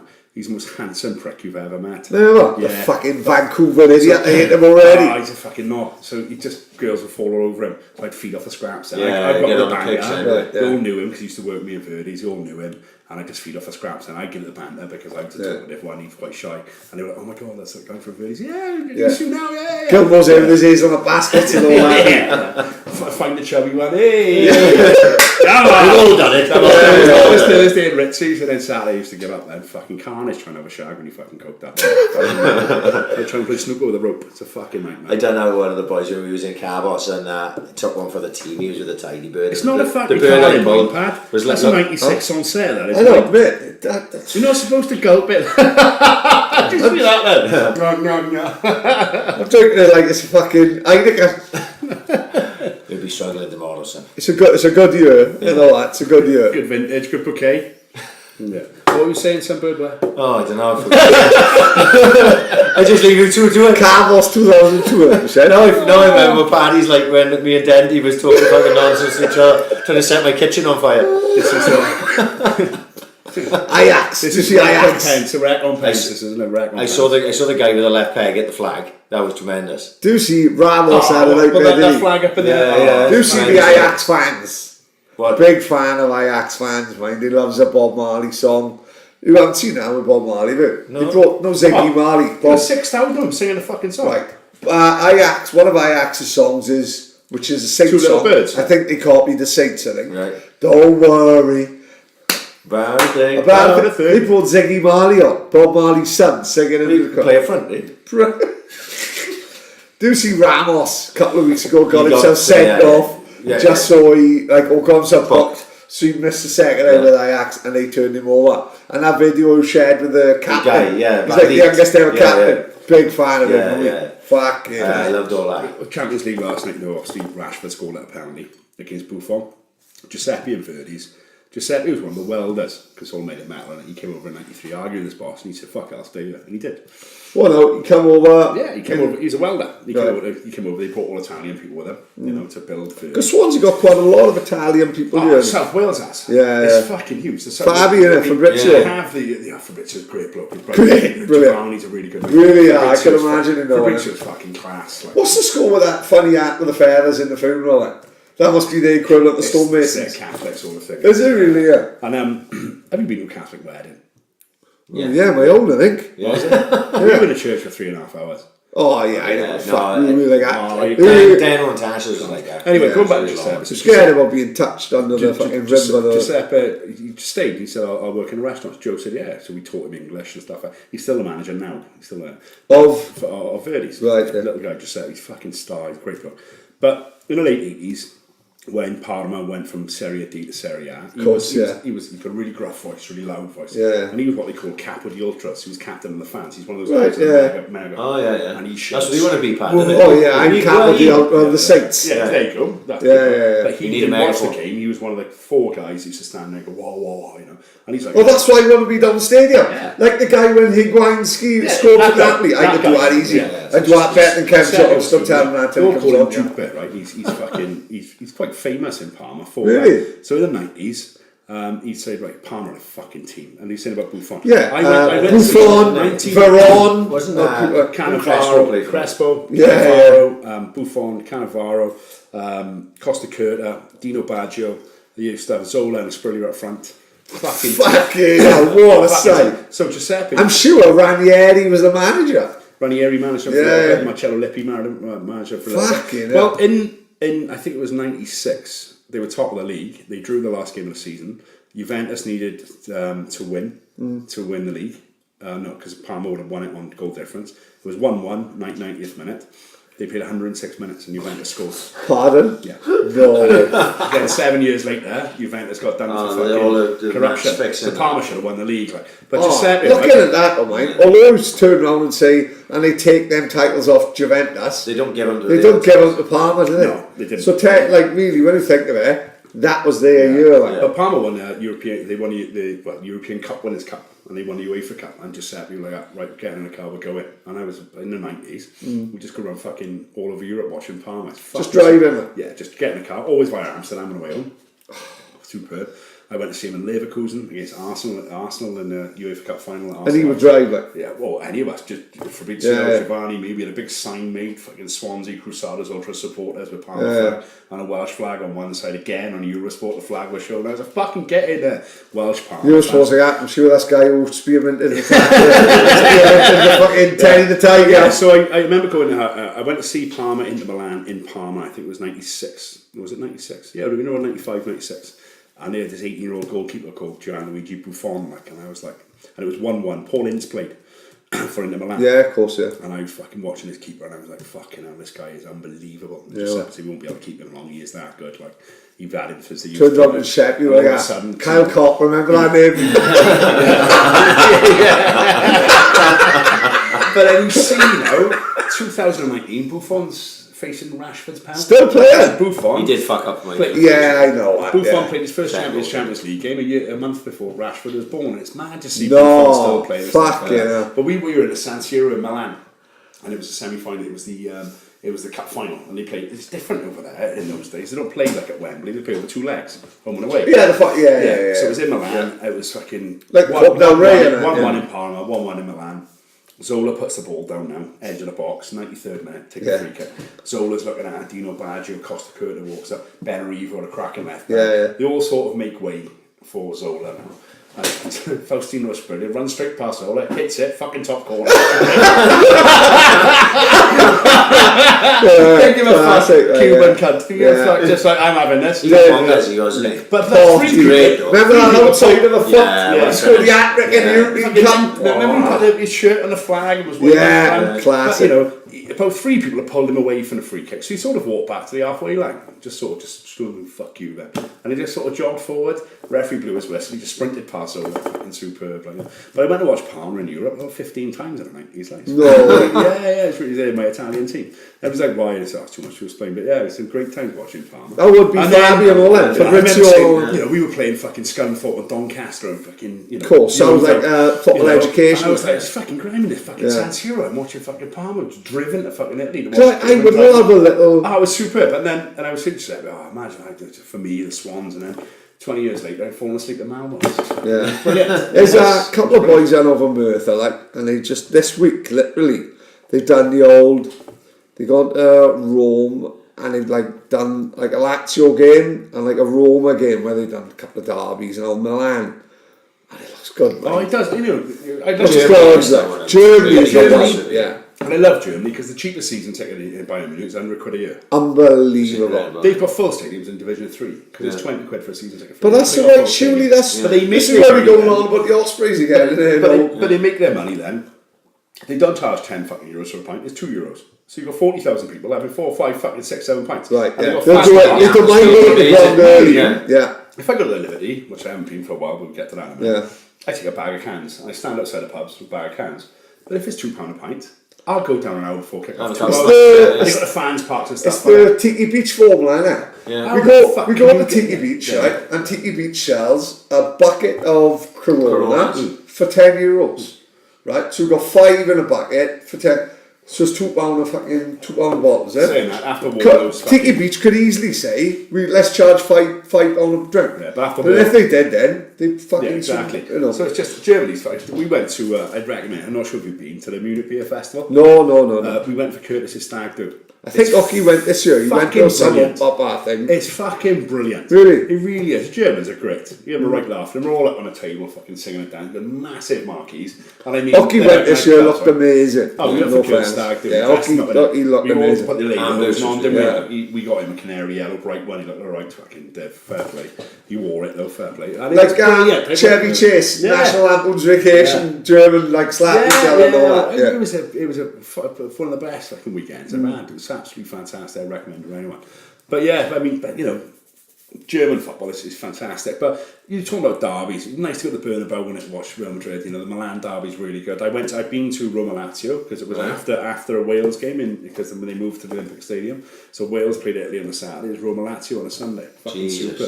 Mopeds being chucked down from the fucking. And how the fuck do we get a moped? Was that Wales played Italy when Ian Rush scored and beat them 1-0? No, this is rugby. Really? So it was the old stadium. Now they've moved to the Olympic Stadium. But when Italy first came into the Six Nations, they played in a small stadium, Stadio di Alpi it was called. And about a mile away, you got the Olympic Stadium. And they now play the rugby there. I went out there with the old man. We went and watched the Rome derby the next day. Fucking superb. You know, hostile. Lazio fans are Nazis. They fucking really left. You know? Paolo Di Canio, fallen Nazi. Really right wing, really right wing. But for me, if I'm going to see a derby, it'd have to be like Stir Bucharest or something like that. That absolute fucking hate for each other. You know, that's sort of. So it'd be Stour or someone like that. You know. Yeah, in Poland they got the Warsaw teams. The Warsaw, didn't the ground hopper go? Yeah, for me, it has to be one of those. Not when it's like Real Madrid, Barcelona. Yeah, great stadiums, great football to watch. But it's not that. Barcelona is like tourism football. Very touristy, you know. It's the same as over here. Go and watch Liverpool Man United. Great, go and watch it. Superb, no problem. Swansea Cardiff, fucking brilliant. I love Swansea Cardiff. Got done with the golf ball in Indian Park the last game. Played up there. And but for me, it'd have to be one of those. Fuck, this is very scary. That's what I'd like to go and see. I'd like to go and see one of those really nasty Eastern European. German ones look like great. Amazing, yeah. The fans, especially how good that Sancho been playing. BT Sport do like a little highlight clip on YouTube and all that. 2 weeks ago, Sancho fucking had not very rare well play was a 10 out of 10. Jordan Sancho for Dortmund. Oh, the English boy, is it? Good lord. No, like one of them games where he had like a 10 out of 10 where he was just like everything. Like 17 or something. Yeah. What a player he is. My God. Oh, what a player. Have you seen Dortmund's fans behind that goal? That's class, amazing. Imagine that's a game you want to go on. I mean, you want to go on Dortmund at home against Bayern Munich, don't you? Yeah. Fucking brilliant, man. And it costs. If we went over there now, we get a flight from Gatwick for a £40 return, and it's going to cost us about £15 to get in there. Yeah. Crazy, it's the cheapest one you can do, isn't it? Or we can go to Chelsea and spend fucking £80 to watch a fucking Swans. In a no atmosphere. Yeah. Last time we went to Chelsea, me and Kurt had to sort of walk. Well, we went up on a minibus full of people we didn't know really. Apart from Tony Sharp. Sharpie's a massive Swans fan. He's a good lad, Sharpie. But they wouldn't let us in anyway because we had Swans gear on. But we didn't. We just had cardigans on. Yeah. So we just walked into this pub. Me and Kurt sort of split off walking the pub. And I said, I looked at all the beers and I was like, oh, fuck that. 2 pints of Foster's, please, mate. And he was like, it's £14, please. And I'm like, really? You don't go on a piss, are you? Not £7 for a Foster's. No. I just choose, I'd rather pay £9 for a Peroni than £7 for a Foster's. But that's the price, isn't it? Or you can go to Germany and it's just €2 for a pint. Yeah. Probably have a cheaper weekend than. You would, yeah. You've done it right. You've got third division teams having 16, 20, 25,000. Yeah. My man's been a St. Pauli, and he that's the main it'd be a good laugh at because he's been to Hamburg a couple of times. Yeah, great fun apparently. St. Pauli, that's the one to go to. You obviously got Hamburg and the big St. Pauli are like the second club in Hamburg, but apparently they're the ones with all the headers. There's a documentary on YouTube about them, St. Pauli, but now they're St. Pauli fans. Because St. Pauli are like the sort of, I wouldn't like to compare them to Millwall, but they've got that like sort of cult of course they have, way people look at them. They've got tourism football at St. Pauli as well. And apparently, and apparently the proper fans there, they don't like the tourists being there. There's a documentary about 45 minutes Oh, long. no, on I YouTube. still fancy like Stoya versus Red Star Belgrade or something like that. Oh. Fucking some nasty flares. Mass graves outside. You know what I mean? Gilmore's there with his hands on a basket. Can we all just get along? Fergal Sharkey. What have we done to the world? Look what we've done. Dressed up as Fergal Sharkey, so who wants it? My flippers going, come on! Tackling the Star Bucharest Tiger. Are we wrapping this up tonight? Oh, I missed I know. texting me. It's, She's where I've only looked my alarm out blow and it's like fucking 11 o'clock in the night. I know. I missed With the pizza. Are you coming home tonight? I know you've done. Ooh, all I got to talk about Saturday night. Loads of Saints boys going to watch Josh Breen. Who's with the Saturday, is he? It's the return of Josh Breen in the Dockers Club. Pat, can I It's have going to one? be great. Not shut up. So we've got. I love the fucking Dockers. It's always a good night in Yeah, there, mate. you've got- When I lived in Port Town, there's all these charity nights and stuff. I went down to loads of them. They're fucking brilliant. What we've got boxing on. They got two In the shows. Dockers? 2 shows in one day. What night's that? So Saturday. So premiere. I got a show at 12 o'clock in the afternoon against Retton Boys Club. That's the big one. So that'll be Ray Winston's club, Dan Barker's club, the Craze club, Yeah. and then 6 o'clock, and they fight in like a club from Glasgow. Josh Breen is fighting for the first time in what's going to be 7 years. Fucking massive. If we've just got the brains in the Dockers, we're going to fucking fill it. We've got all the Saints boys, we've got all fucking WhatsApp boys. And it's going to be nice to go to a boxing show when I'm not on the mic and dressed in a fucking pair of trousers. I can't wait to just go to football, have a couple of pints of football, and then go and watch you mate boxing. And Like. in uniform. And I tell you who's on here as well. Ben Crocker, Yeah, Ben Drazy's Crocker, never felt so inadequate in my life. Till he joined Loves Funky Pump, right? But we're work and all that. Funky Pump's a fucking 7. I don't finish work till 8. Till he joined the leisure centre, 11 quid a month. Going every night. Oh, fairness, what? Can't fault that. If you're 13, 14 years old and going to the gym and you won't, I'm like, do you know what? Yeah. That's a bit Takes of a lot of confidence. motivation. Like, it do take a lot of bottle. Like, when To walk into a gym at 30. it is. When you're 18, you don't give a fuck. Or when you're 40 years old, I couldn't give a fuck. But when you're 30, I went to the gym once. and didn't agree with him. So, in all fairness, the kid going on an old 11 quid a month fucking bargain just for the free parking. Fantastic. But like, when we be going late and a mate's had me going, I said, well, I'll come over with you late. Like, no, we've got the punch bag when we got the door. Yeah. So I'll do fucking half hour on the rower and on the bike, and then do like 6 rounds on the back. Yeah. And I was thinking, fucking hell, I haven't hit the bag for fucking couple of months. Loving it. Set my own fucking 4-hour timer on your phone. Brilliant. Loving it. Next day, Ben Crocker's on Instagram it in the fucking bag. See how sharp he looked? I did, yeah. Oh, what's the new bags that are out? The water bags. The water bag. Ben, have a look on Instagram. Ben Crocker in the water bag. Ridiculous speed, ridiculous power. And he's fighting Saturday. He's very talented. Very talented. But me and his mate Jack Cooney was talking tonight. He was looking at Ben Crocker's Twitter yesterday. He was in love with Michael Jackson, wasn't he? Was he? Oh my god, Oh, never no. seen nothing like it. The Michael Jackson documentary's on. Ben Crocker, I think his head must be gone because he's in camp. He's saying, no one talks about the King of Pop like that.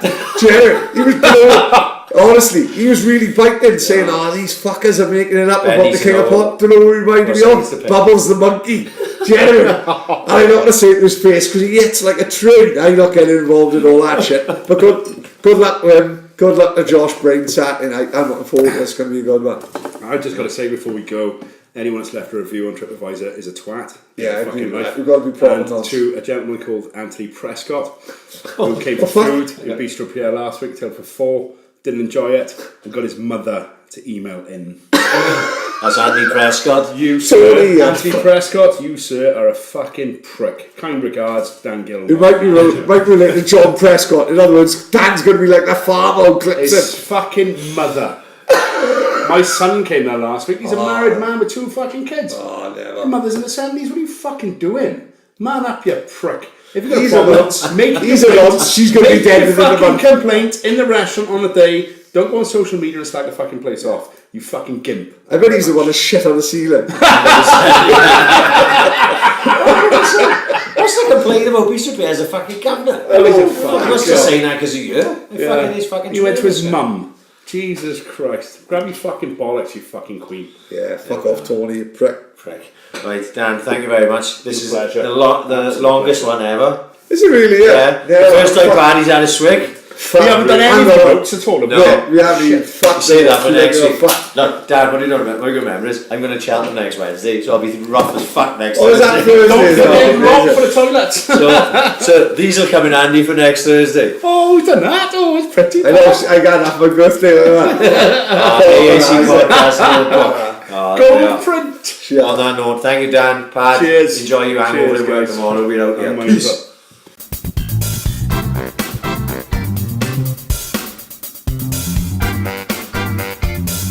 Ambition is critical.